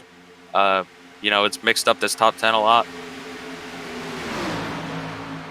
I'm really talked about- curious as to what Chris Oh, Lawrence no, is we going got a to wreck. Sorry to cut you off. David Montespawn just got hooked into the outside wall. Oh, and he's going to get hit by, I believe that was the 74 of Wesley Jeanette. And that's going to be the race for Tom Bourne. I believe he has no fast repair left, so that's very unfortunate for him. He tumbles multiple times. Hopefully he's all right there in that virtual machine, but looks like a good amount of people made it through that. Wesley Jeanette unfortunately got caught up in that, but mostly everybody did a good job missing that. 33 of Trey Whitehead, who was up inside of the top 5, running second place in the first 10 to 15 laps of this race. A lot of front-end damage on his machine. It's a tough race. See what happened. It just looked like the one got hooked. I wouldn't even say necessarily got hooked. Like it was just a weird. It was what we were talking about before in terms of that aero package, and basically he's getting loose off of the front bumper, and the aero, there's no real air pocket there around the rear spoiler, which what that means is that the air itself is pushing itself back up and over the spoiler, which stalls the spoiler out. The spoiler's really no longer doing anything that it's supposed to do, which then means all of a sudden you've got all this power going to the rear wheels and none of the force to keep them down on the road. The car lifts, gets a little bit happy, slides all around the road. The guy behind's still trying to push you forwards, which means he just turns you. And I'll tell you what, I'm very impressed with Patrick McQuaid. He actually managed to stay in the lucky dog position over Alexander Kerfan with damage. So he's going to be the lucky dog here, I believe, and have another chance at this thing. Probably going to restart around 15th or so, probably with around 15 to go. And another driver whose day could possibly be over that did get damage from that incident was the 61 of Anthony Zirkle. He was already involved in an earlier incident and had already used his fast repair. Got some pretty good contact there when the one came back down the racetrack here out of turn 2. I had to say something about Tom Bourne, didn't I? I had to say, I'd really like to talk to this guy, pick his brain about what he's starting to do, and now he's out of the race. I've done it to him. I don't think it was you. I think it's the FRN curse. It just seems to strike wherever you are. Oh, The man. commentary car curse, we can call that. No, well, okay, so Novak actually doesn't know about this one, so it's all fair to him. Basically, there's a long-running history of any time that there's a car with Flatout Racing Network logo stamped on the side of it, might be in the lead, might be coming to win the race on the last lap, disaster will strike, a tire will blow, they'll get spun by somebody, they will go from leading the race coming off of the last corner to near dead last. And it's happened for, what, 2 years now, Seth? Yep. If you're wondering why an FRN car was the first to flip here tonight in this event, there's your answer. So pretty much, if we reach out and we try to sponsor your team, you reject us. Yes.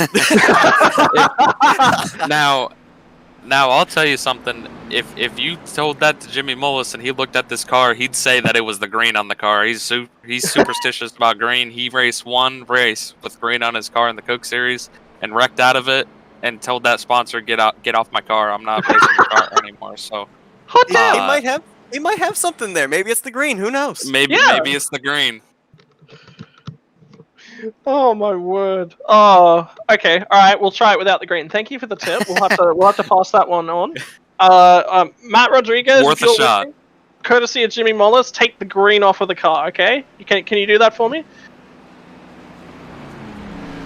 Oh my word. I mean, we're all superstitious people. Do you have any superstitions? Go through our options. What color can we change the logo to? Pink? Let's just do pink. Pink? Do I have any superstitions? Yeah. Because superstitions are like sacrilegious to sports people, aren't they? Yeah. I used to believe in that green on race cars is bad superstition for a while, but I don't believe in that anymore. I can't think of anything off the top. I'm sure I have a superstition. I just can't think of anything off the top of my head that rings a bell instantly. So I'm gonna go with no for now. But if I think of anything, I'll update you. So it's actually funny because like you guys don't play cricket, and cricket is like one of the most superstitious things out there. You guys know nothing about cricket, but effectively similar to baseball. That's a batsman, right? As a batsman, I have to do a set number of things in a set very format, or else I feel uncomfortable. Okay, so superstition is very common to me. I guess one superstition I could have, I guess this technically qualifies as one, is I hate eating before any professional important race I have. And I try not to. I try to wait till after, and that could just be the nerves or anxiety, but I pretty much set a time, at a certain point in the afternoon, and anytime after that, I won't eat anything until after my race. So I guess that qualifies. That is the superstition. The other one I was going to ask for was: do you put do you use racing gloves first and foremost, and do you put one on before the other? No, I don't pay attention to that. Okay, you're going to pay attention to it now that I've said something. I might have to. Getting ready to go back green. 16 laps of racing left already. My goodness, 24 of Woodard getting out of shape from the outside of the front row. Thank goodness DJ Daniel backed off, or Brock Salvati actually backed off to let him gather that thing back up. Might have been a little wheel spin there. These guys are on about 10 lap old tires, so I'm not sure if that was what it was, but it might have been, and might have just thrown them for a loop a little bit. Patrick McQuaid getting the lucky dog, by the way, under that last yellow. 15 drivers on the lead lap here, closing in on 15 laps to go. Someone stepping up out there. I believe that's the 81 of Jaden Gimbel, but nobody feels it's the time to make a move just yet. And again, I'm going to go back to this lucky dog battle. Alexander Kerfan is in the lucky dog position, so if they wreck again and he misses that wreck, he's right back in this thing. Here we go for the lead. It's time for those JKR Motorsports guys. It's Brock Salvati and DJ Daniel working together to take it over, and Aaron Brown's going to go on alongside of them, and Jeremy Richmond goes for the run with them as well. But you know what's dangerous now? That's allowed Christopher Woodard and Dakota Knoll to hook up together. I think that's actually even worse. Push. Oh, he turns him! Oh my lord. That looked so good and went so bad so fast. And we've got several drivers spinning towards the inside wall. And you know what? I could be wrong. I'm not sure if this is how this works. I know if you get a car contact, it doesn't give you the lucky dog. But I'm not sure if it applies the same for off tracks. But Alexander Kerfan had to drive all the way through the grass. So It does. Any contact, even if it's a 0x with the outside wall, any X mentioned at all will remove your ability to take the lucky dog. Well, then there you go. He's out of lucky dog position now, and that's gonna pretty much almost eliminate his chance to win this race with how little laps are left. Man, the 24, he has been such a good pusher here tonight, but when he was on the back bumper of Dakota Knoll just had nowhere to go with the push because Salvati was guarding the inside line. Had to go down towards that WL line, then when tried to come back up into the racing line, unfortunately the 24, I think, was to his right rear, and that's how the hook took place. And there's a well-known phrase in super speedway racing, and that phrase is "don't push the pusher." And I think the 24 just got a little antsy and maybe tried to push that pusher a little too much, or maybe he just didn't see the guy out in front. He didn't see Salvati up there slow, so... But that's what happens when you push the pusher. It causes a big stack up and potentially a big wreck like that. Ron Gartner in the 5 was also collected up in this as we ride on board with him.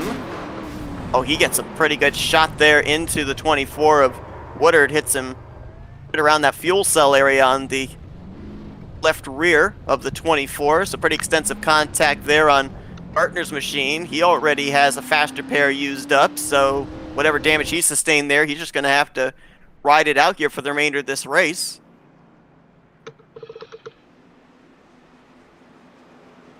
And you said it, Scott. Cautions breed cautions.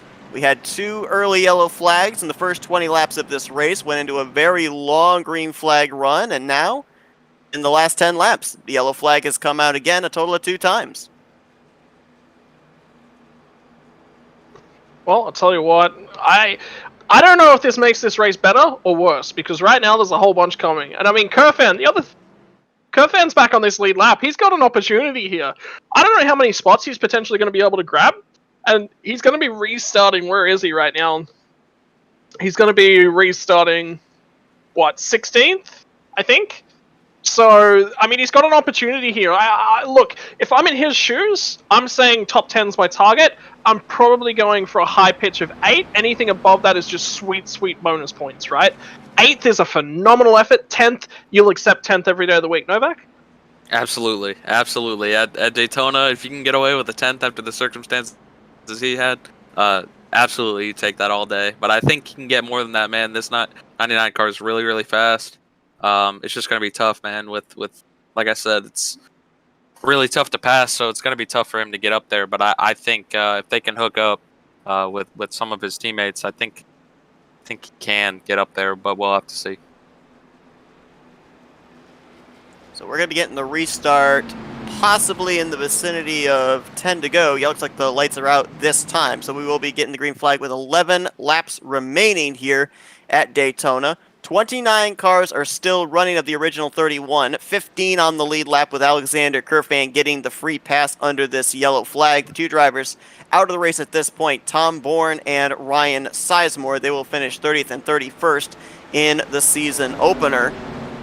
We saw JKR Motorsports make their move to the front. They're now going to be restarting in first, second, and third, so they definitely are going to be in control. The question is now, will they be able to do what Joey Logano coined as the okie dokie, be able to let each other in, make sure that they don't leave a teammate out to dry, keep the numbers game in their favor?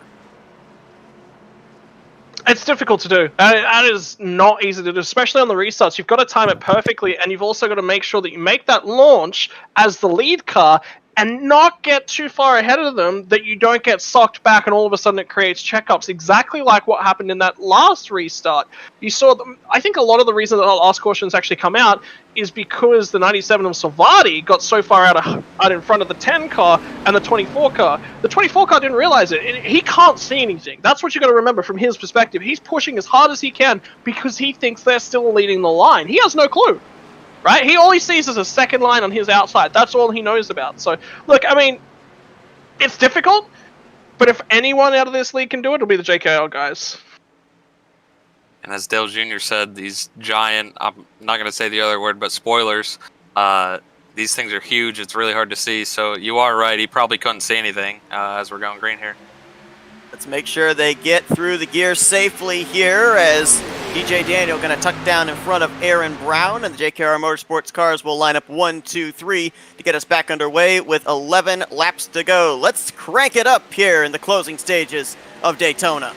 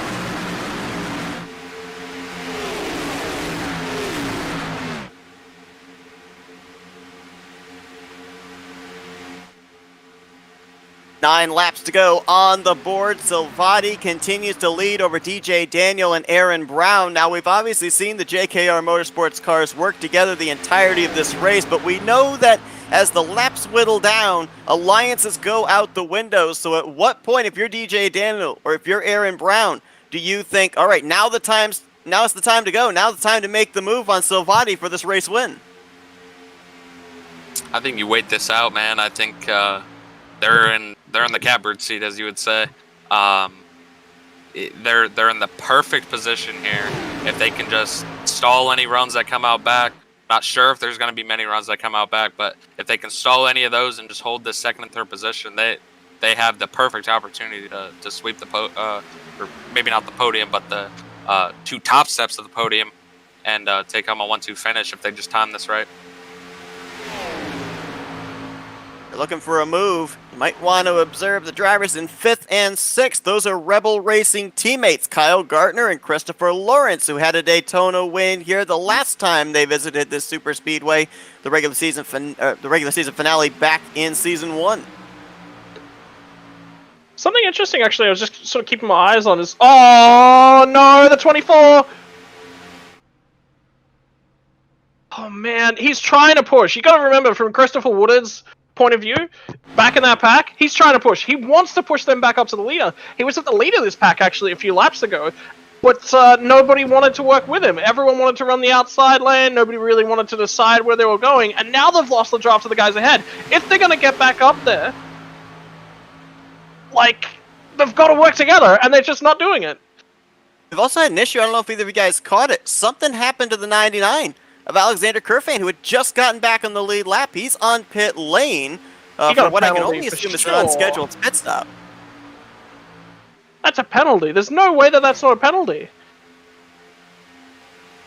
He's down and away, but he's fallen a lap down again, down to the 19th position. Had just gotten back on the lead lap, restarted 15th when the green flag flew. Yeah, I'm not sure what that is. I have no idea. I went back and looked. I don't see anything that would have given him a penalty. I don't see how he would have to pit for fuel. So, kind of mind-boggled on that one. I'm not sure what the situation is. Obviously, he knows way more than I do. Another car in trouble in turn 1. Alonso Chicano in the 25.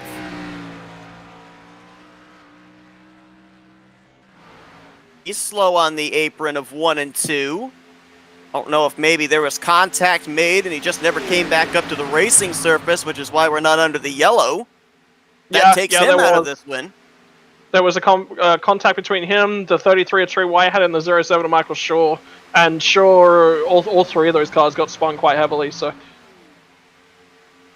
you see the lingering smoke from when Chicano had his spin there. Further back, that's Kyle Lawrence in the 9. Jumping to the outside of his teammate, Kyle Gartner, for the 5th position. He's got Jaden Gimbel in tow. They're going to pick up Jeremy Richmond as well. As you see, they're just side drafting each other away. He gets hooked. The 9 gets hooked. Gimbel into the grass. Noel into the grass. That's not going to be a caution unless this 81 comes on the track. He does. He's on the track, and there's the caution. Boy, I thought maybe some other drivers were going to hit him, to be honest. That car just kept reversing up into the racing line. I thought he was going to get T-boned. Fortunately, he got the thing refired before, I think it was Group 3 or 4 caught up to him. This might possibly be setting us up for a green-white checkered. That caution coming out with 4 laps remaining. There'll be 3 to go next time by. I don't know if they'll necessarily get back green in regulation. I mean, they might, but it'll force a green-white checker. So we're not going to get back green. We're going to get back green with, like, a lap to go until the end, which means that we'd effectively be getting the green and the white flag at the same time, which that means we go to NASCAR overtime. That means we definitely go to green-white checkers. Look at both incidents here, the one that didn't bring out the caution, the one that did. We'll look at the Alonso Chicano spin over here in turn 1. There's Shore in the 07, Whitehead in the 33. Chicano keeps it going, and now we'll jump up and see about that incident there on the back straightaway headed for turn 3. Jaden Gimbel, Dakota Knoll getting together after the 9 of Christopher Lawrence spun it around. A lot of these incidents, Novak, have actually been caused by guys struggling to keep the car straight in a straight line, whilst trying to get pushed by guys from behind. It's not as easy as it looks. You look at it and you're like, all these guys that are in the lead have got to do is just keep the car straight. I mean, that should be so simple, but it's not that easy because you've also got to factor in a whole bunch of other stuff. Yeah, I mean, like I've been talking about the entire show is how tough it is to maintain your car control while getting pushed, because it just makes the rear end of the car so light. So a lot of these guys are fighting for the bottom and fighting for track position, but at the same time they're trying to get everything they can, like like I've said. So they're rushing everything, especially now late in the race. They're rushing to get anything they can, and it's just unfortunate. These guys are, like I said, just trying everything they can, and sometimes you don't push the right way, or you hit someone slightly wrong, and it breaks hell. Board with Jeremy Richmond there. He had some damage to the right side of his machine, getting up into the outside wall. And I mean, Zach, obviously you alluded to the fact that it's so difficult to be able to generate a run here if you don't have the help to do it. With the fact that we saw right there how the 81 was glued to the 9's back bumper, is that just a sense of desperation that you've got to push in order to make that line move because you just don't have the numbers to be able to make that forward progress? Yeah, you got to make it. You got to make the move fast and efficiently. And as we saw, they all kind of fell off that 3 or 4 car little group at the front of the field because they were side drafting each other. They're both pulling each other back.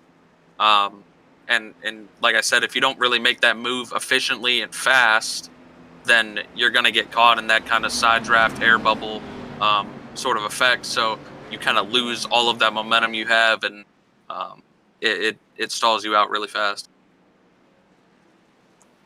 This wreck on the back straightaway is going to take Dakota Knoll out of the race.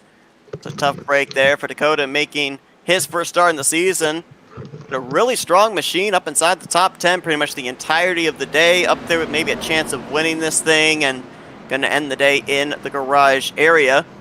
As you can see, our ticker updating on the top left, we are indeed going into overtime for a green-white checkered. So, Scott, is this the time when the gloves come off where there's no more letting your teammate in? It's basically mano, may the best man win? I mean, the first lap, no, 100% no, because you've got to build that lead, so it's just all of you guys and your team fighting for that win at the end of the day. On the second lap, yeah, maybe 1 and 2, you're still going to look to build that team relationship. You're going to build the runoff of 1 and 2, then you're going to look for the advantage going into 3 and 4. Ultimately, you want to not be the leader when you come off of 3 and 4, right, Zach?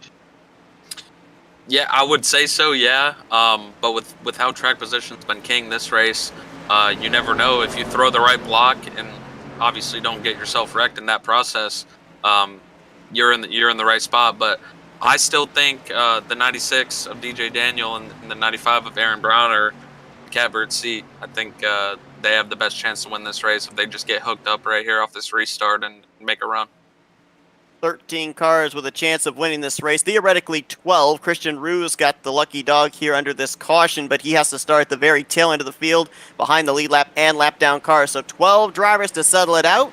Green-white checkered in the air here as Lawrence gets a little loose back there. They all manage to point the right direction, though, and stay green, headed for turn 1. And look at this. They're going to push the 97 of Salvati all the way out. And there's still a little bit of steam on that top side. Will they jump out down this back straightaway right here? 97's way far out, so I don't know if this is going to work out for him. Salvati was one of the drivers last season out of the JKR Motorsport stables that could not find victory lane. Would his teammate DJ Daniel, who was a 3-time winner last season, be willing to push him to the front? We got a spin in the back. Someone looped it around. Oh, big junk.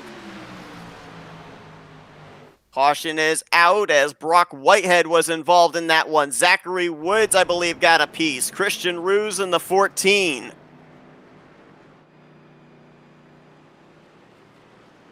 Now, based on what I saw right there off of turn 2, seems like the 96 and the 95 are going to be content with pushing their teammate, at least until they get to that final lap and off turn 4, and then it's whoever can win it can win it. They're all gonna go for a free for all, I think. But it seems like they're comfortable getting to that last lap off turn 4, and then they can settle it amongst themselves. Guys, I think it's safe to say we're guaranteed a new Daytona winner here. Christopher Lawrence was involved. That car spewing smoke on the front straightaway. Yeah, it's unfortunate for him, man. Very unfortunate. He put together a really good race. Just how these races go sometimes. Now, I saw a little bit of extracurricular activity, a little bit of a bump to the passenger side door of Ron Gartner, courtesy of Zachary Woods. We'll see if that might have had anything to do with what started this wreck over in turn 3. Spin in the back, by the way, was, I believe, 07 of Michael Shore. Just 3 wide gone wrong. They really didn't give a whole lot of room going into the third corner. Just fighting. Everyone is contesting positions quite heavily. Like, everyone wants every little bit of in piece. It's a lot of these races are give and take. You've got to give at certain stages. You've got to take at certain stages. You've got to be kind to other drivers around you. You've also got to be aggressive and know when to be so. And that is one of the most difficult aspects of racecraft and being a successful race driver. It is so difficult to know when to give, to know when to take. And Zach, I think what we're seeing here is just an extension of that. Is that a lot of drivers right now, everyone feels like they're in the take scenario.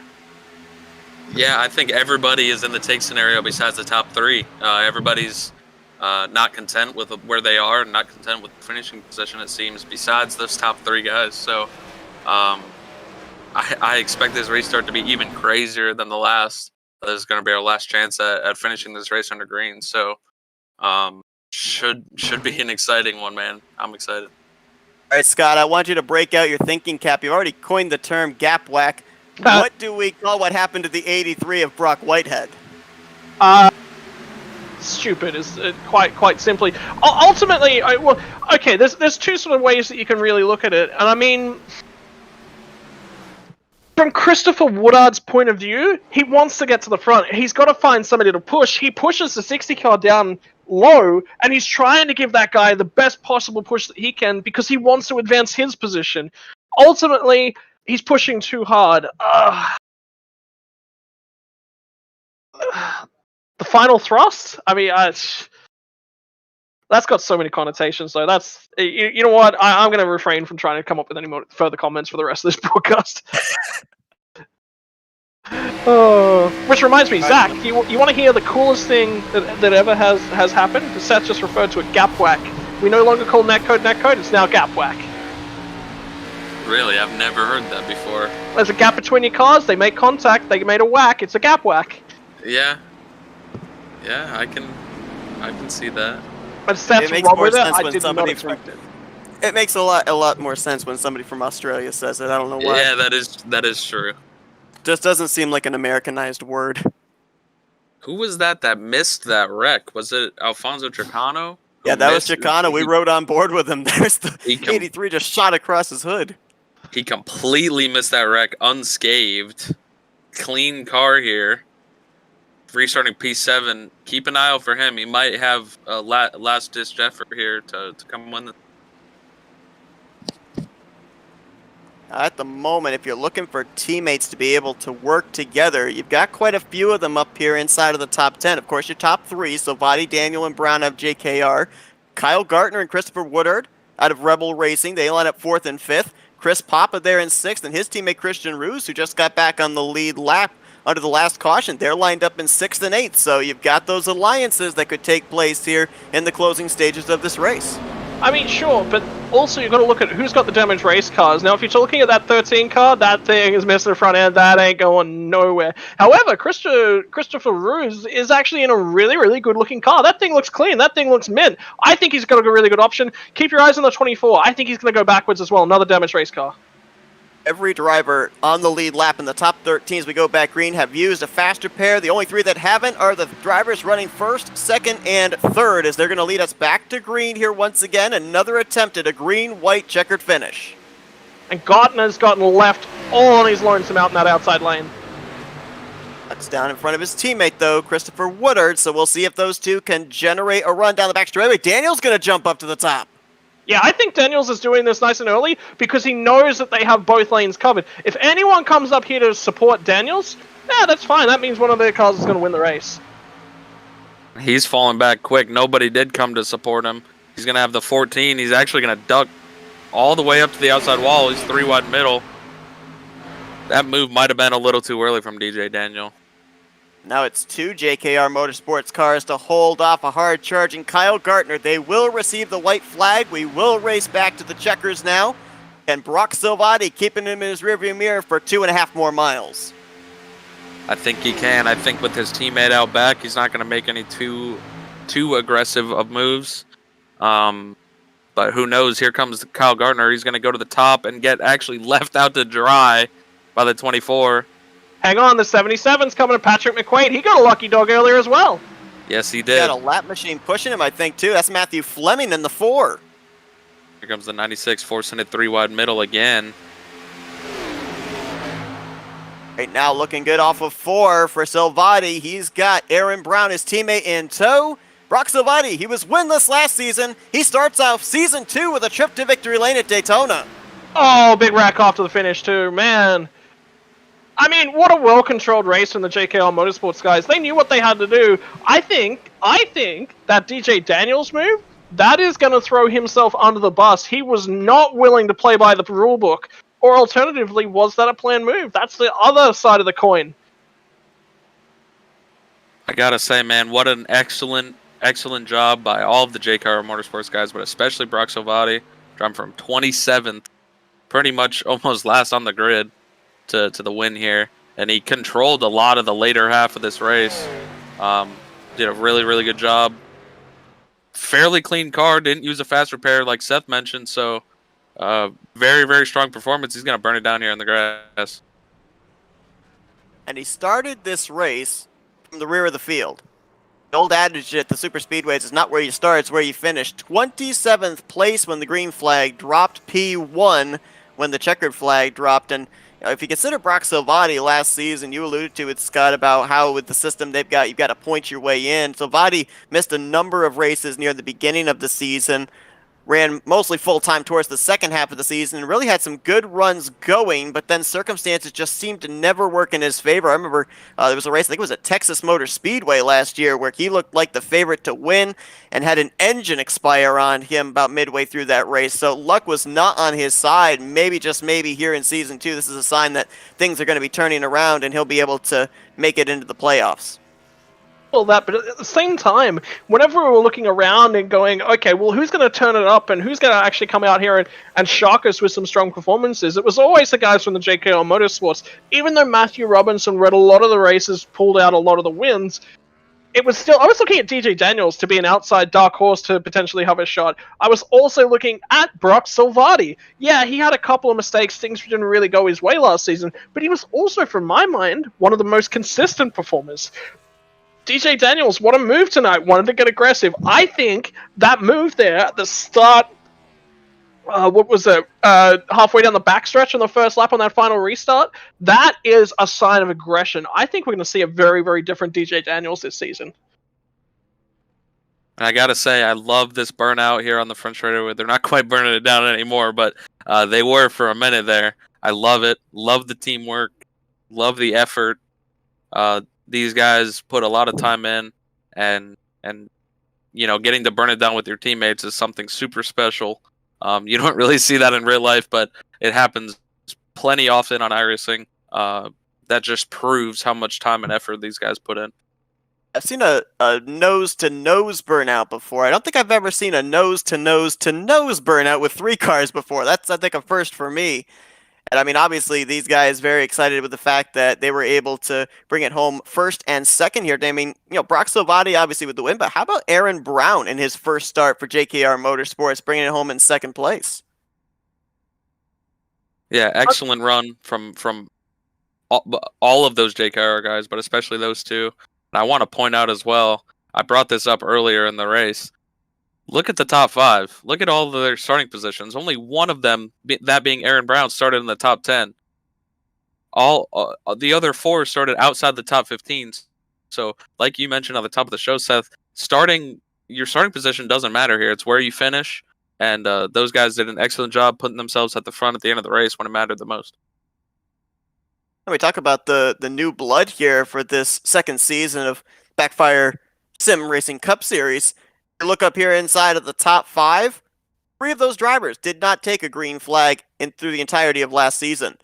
Brown in second, Woodard in fourth, and Chicano there in fifth. So no doubt about it, we're going to be having a lot of new faces popping up there with their chance of making it into the playoffs. Those drivers that have the experience from last season, we're going to have to see if that pays dividends for them to be able to hold off these new drivers that have entered into the series full time.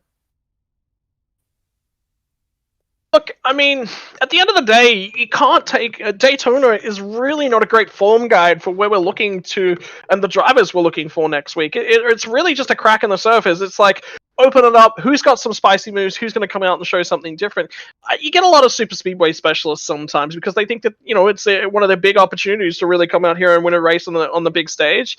And ultimately, you get a lot of team races where these guys try and link up, they try and play their hands differently. Take a look at the spin move, guys. You've got Michael Shaw, you got the 60s, of Zachary Woods, who got unlucky in the final stages of the race, and then you've got the 2-car of Gene Cato.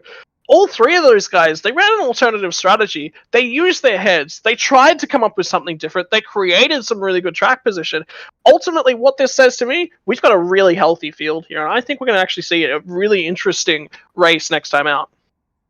And that next race is going to be at Atlanta Motor Speedway. So I believe we're still running the old surface there. So a bit of a tire abrasive track, and certainly going to be a place that drivers are going to have to think about here for a week. Obviously, getting away from the mayhem and the unpredictability of Daytona.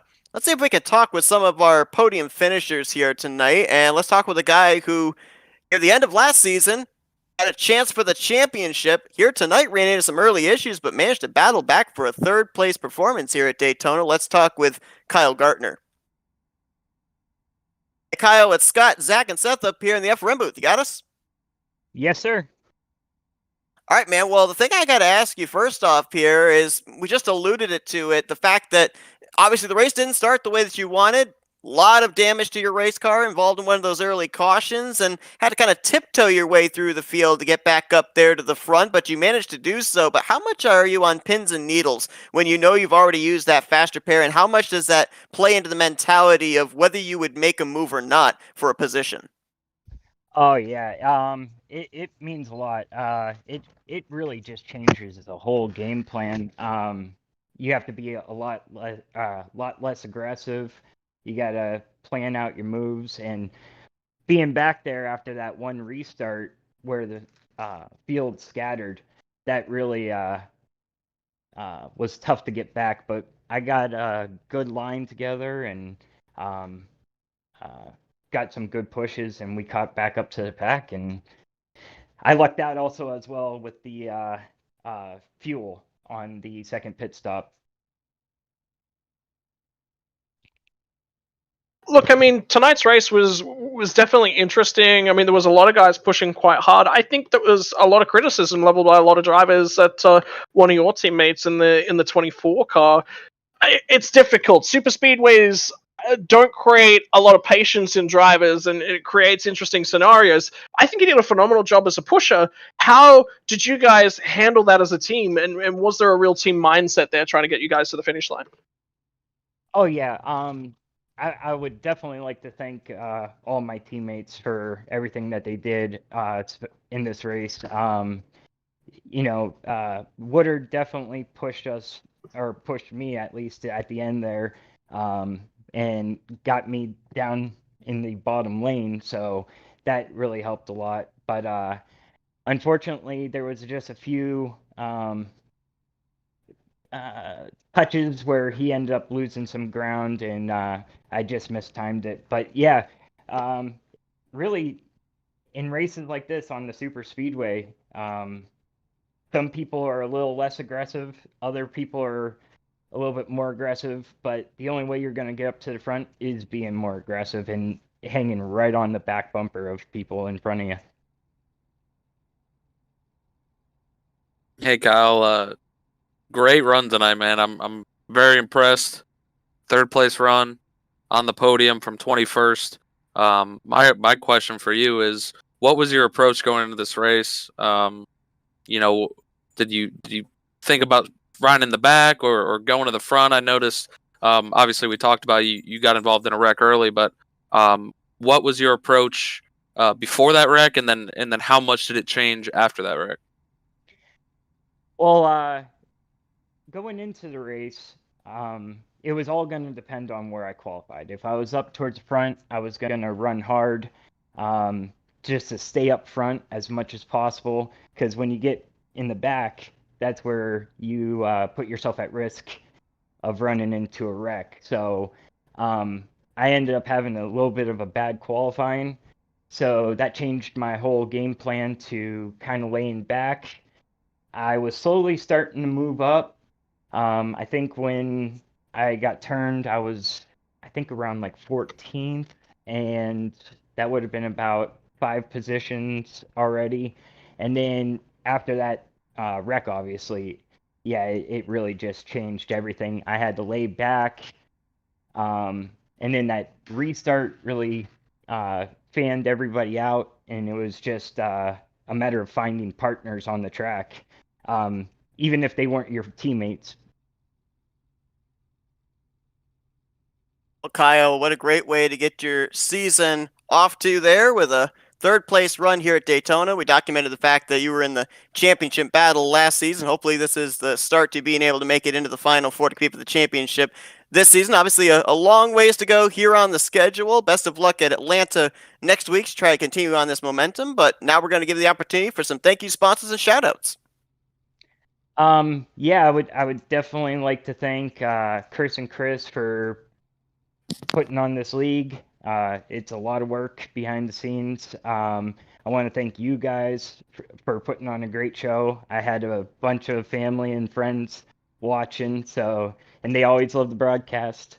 I want to thank my teammates, Chris, uh, my dad, Ron, and yeah, Blackgate Security and all the other sponsors. Thank you, because this was a great race, and I'm just happy to have put a good start to the new season.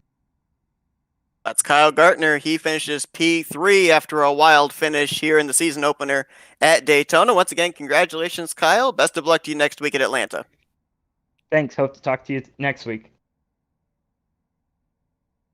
JKR Motorsports finishes 1-2 here tonight. Let's talk to the driver that finished second in his debut here in the BackFire Sim Racing Cup Series, Aaron Brown.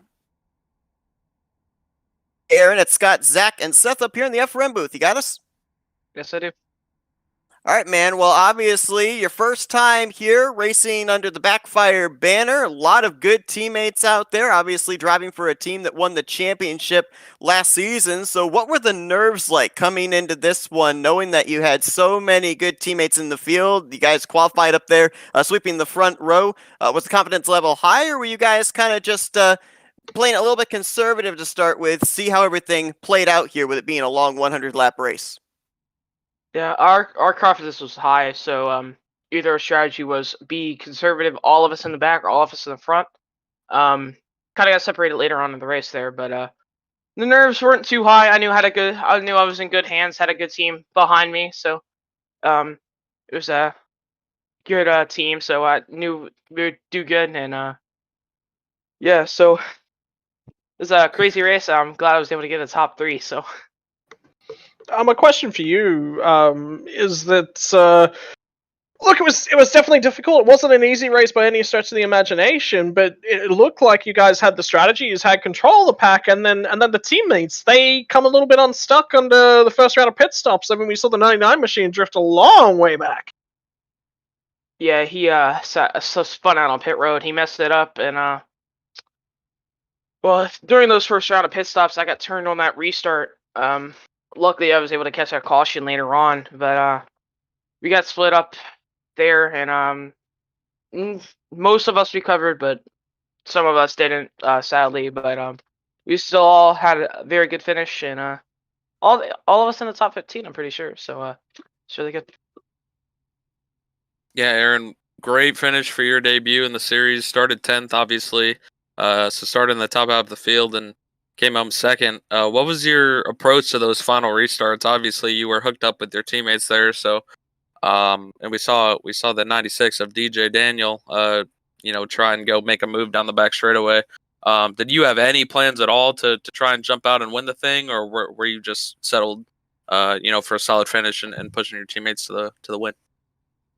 So the final restart, yeah, it was most of us right at the beginning on the first lap of the green white checkers is get us all in line, and then try and see what we could do to pretty much keep the rest of the pack behind us. And then off two on the final lap, they all had a big jostle. So at that point, I was going to try and make something, but off four, I really had nothing I could. So it was pretty much push my teammates to the win, and got a top two. So and DJ, I fell back to sixth there at the end. So it was a great finish still. So.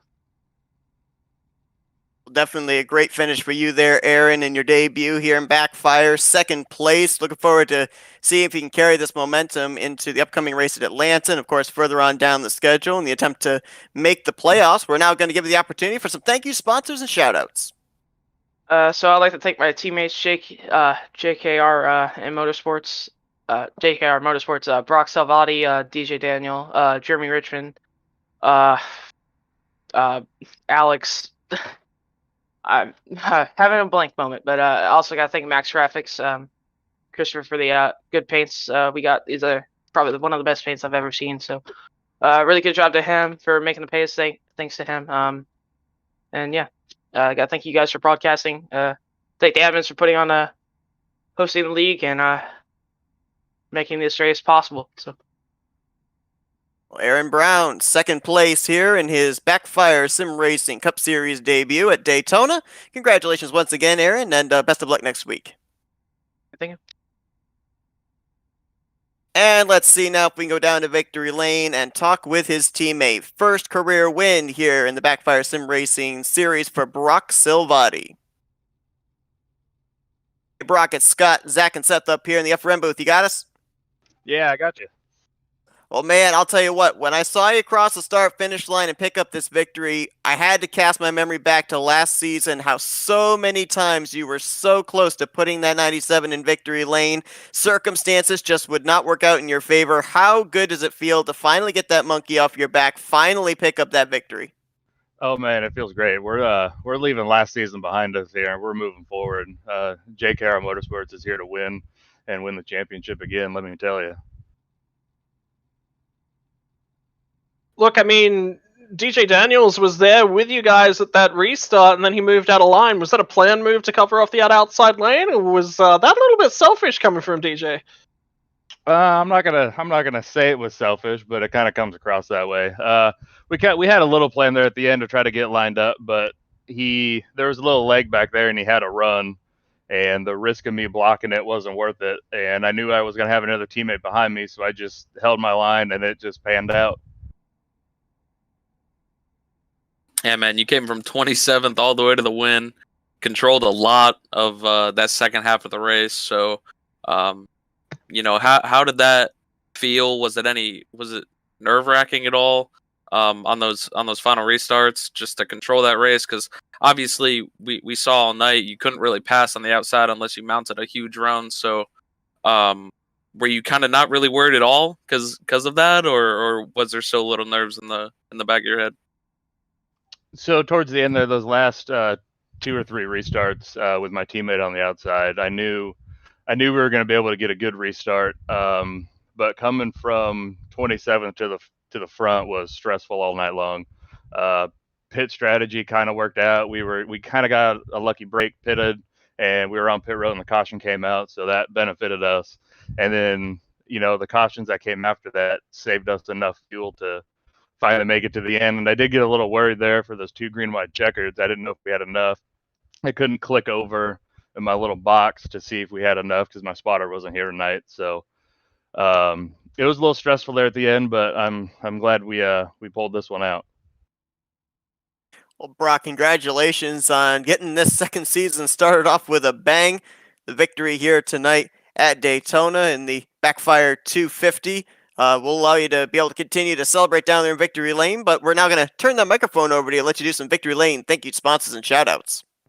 Thank you. So first off, I want to thank Coastal Pacific Marketing. This is their first race on the car, and we got them the first win right out of the season. RC Detail, Van Dam Welding, Jeremy and JKR Motorsports I wouldn't be here if it wasn't for Jeremy.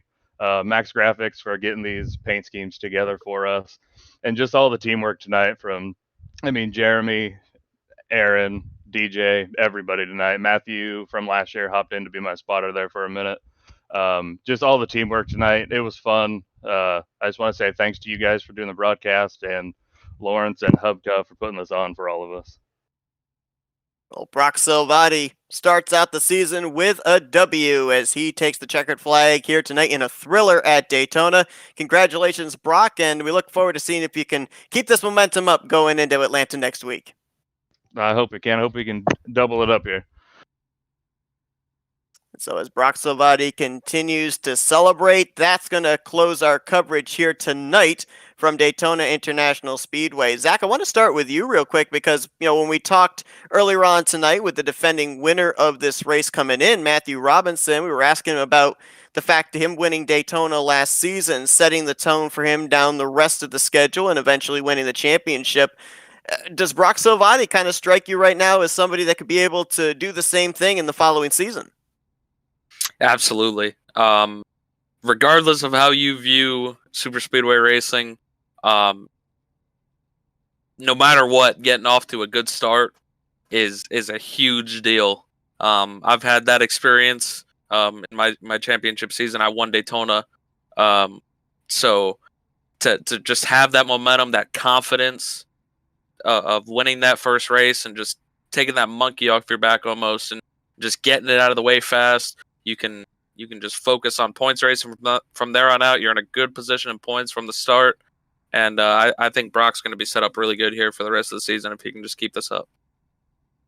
Scott, I want to touch on something you mentioned just not too long ago about the fact with Daytona, of course, super speedways being kind of wild card races, very unpredictable, and you kind of have to play chess at over 200 miles per hour. Not usually the best place for a measuring stick. So what are some of the takeaways that some of these guys that had good runs or some of these guys that struggled, what are some of the takeaways that they can apply when we get to Atlanta next week? First and foremost, it's about running in that pack. Make sure that you've got confidence in the guys around you. Take a lot of the reading of how those guys manipulate themselves, manipulate their cars, manipulate the pack around them. You would have run, alongside different guys all night long. And one of the biggest and most important parts about all of that is that you've now got to read, especially for the guys that are newer to the league. I'm looking at, Aaron Brown. I'm looking at Michael Shaw, a whole swath of those sorts of guys. All of them are running in a new league for the first time. And this is their first time running in the pack in this league. Most importantly, get yourself figured out. Where do you belong within that? Who is the guys that you got to watch out for? Who are the guys you don't want to get linked up with? Who are the guys you do want to get linked up with? A lot of that information will have passed through to those guys, but ultimately, at the end of the day, next week in Atlanta, it's such a vastly different track, and Atlanta itself doesn't match up with a whole lot of other tracks as well. We're going to have another not hyper wild card round, but it'll be a little bit of those random elements, but you still want to learn as much as you can next week. Zach, sound like you wanted to weigh in on this. Yeah, I was just going to say, pretty much everything Scott said, just car control and, knowing how to control the car in tight-knit scenarios and whatnot is very important, and it's a good takeaway from Daytona, whether it's a wild card or not. If someone can keep control of their car and be there at the end, then they're most likely confident in themselves and have the skill to go do it at other tracks. What a race we were able to observe here tonight at Daytona, though. A couple of early cautions, then we went to that long green flag run. Pit road played a factor into this, with a lot of drivers having issue not only getting into their pit stalls, but making their way onto pit road. Those late race yellows giving us 2 overtime green-white checkers, but at the end of the night, it's Brock Silvati burning it down the front straightaway and celebrating in victory lane. It's been a pleasure to have Zach Novak, eNASCAR Coca-Cola iRacing Series driver, here with us tonight. Zach, appreciate you joining us in the booth. Yeah, I appreciate you guys having me. This was a ton of fun. I really, really enjoyed it. I probably didn't do that great, but that's okay. Something I can work on in the future, but I had a blast. Really, really appreciate you guys having me, and maybe this is something I can do more of in the future. Well, Scott, great race here tonight at Daytona. We're looking at Atlanta on the horizon. Appreciate you joining the booth as well. Should be a good one next week as well to follow up a great season opener. Oh, 100%. I mean, Daytona, you always expect weird and wonderful things from Daytona. Atlanta's, we start to settle into the regular season, but weird and wonderful things do happen at Atlanta as well. So I'm looking forward to that next week. Thanks to everyone that tuned in tonight. Hope you guys enjoyed our coverage of the season opener of the second season of the BackFire Sim Racing Cup Series. Brock Silvati, your winner here tonight in the BackFire 250. For Zach Novak, Scott Rankin, I'm Seth Cole. Enjoy the rest of your Friday evening as you've been watching another broadcast courtesy of the Flatout Racing Network. This broadcast is the copyrighted work of Flatout Racing Network and may not be rebroadcast, retranslated, or used in any form without the express written consent of Flatout Racing Network and iRacing.com Motorsports Simulations. Flatout Racing Network would like to thank you for your support, and we hope you enjoyed tonight's broadcast.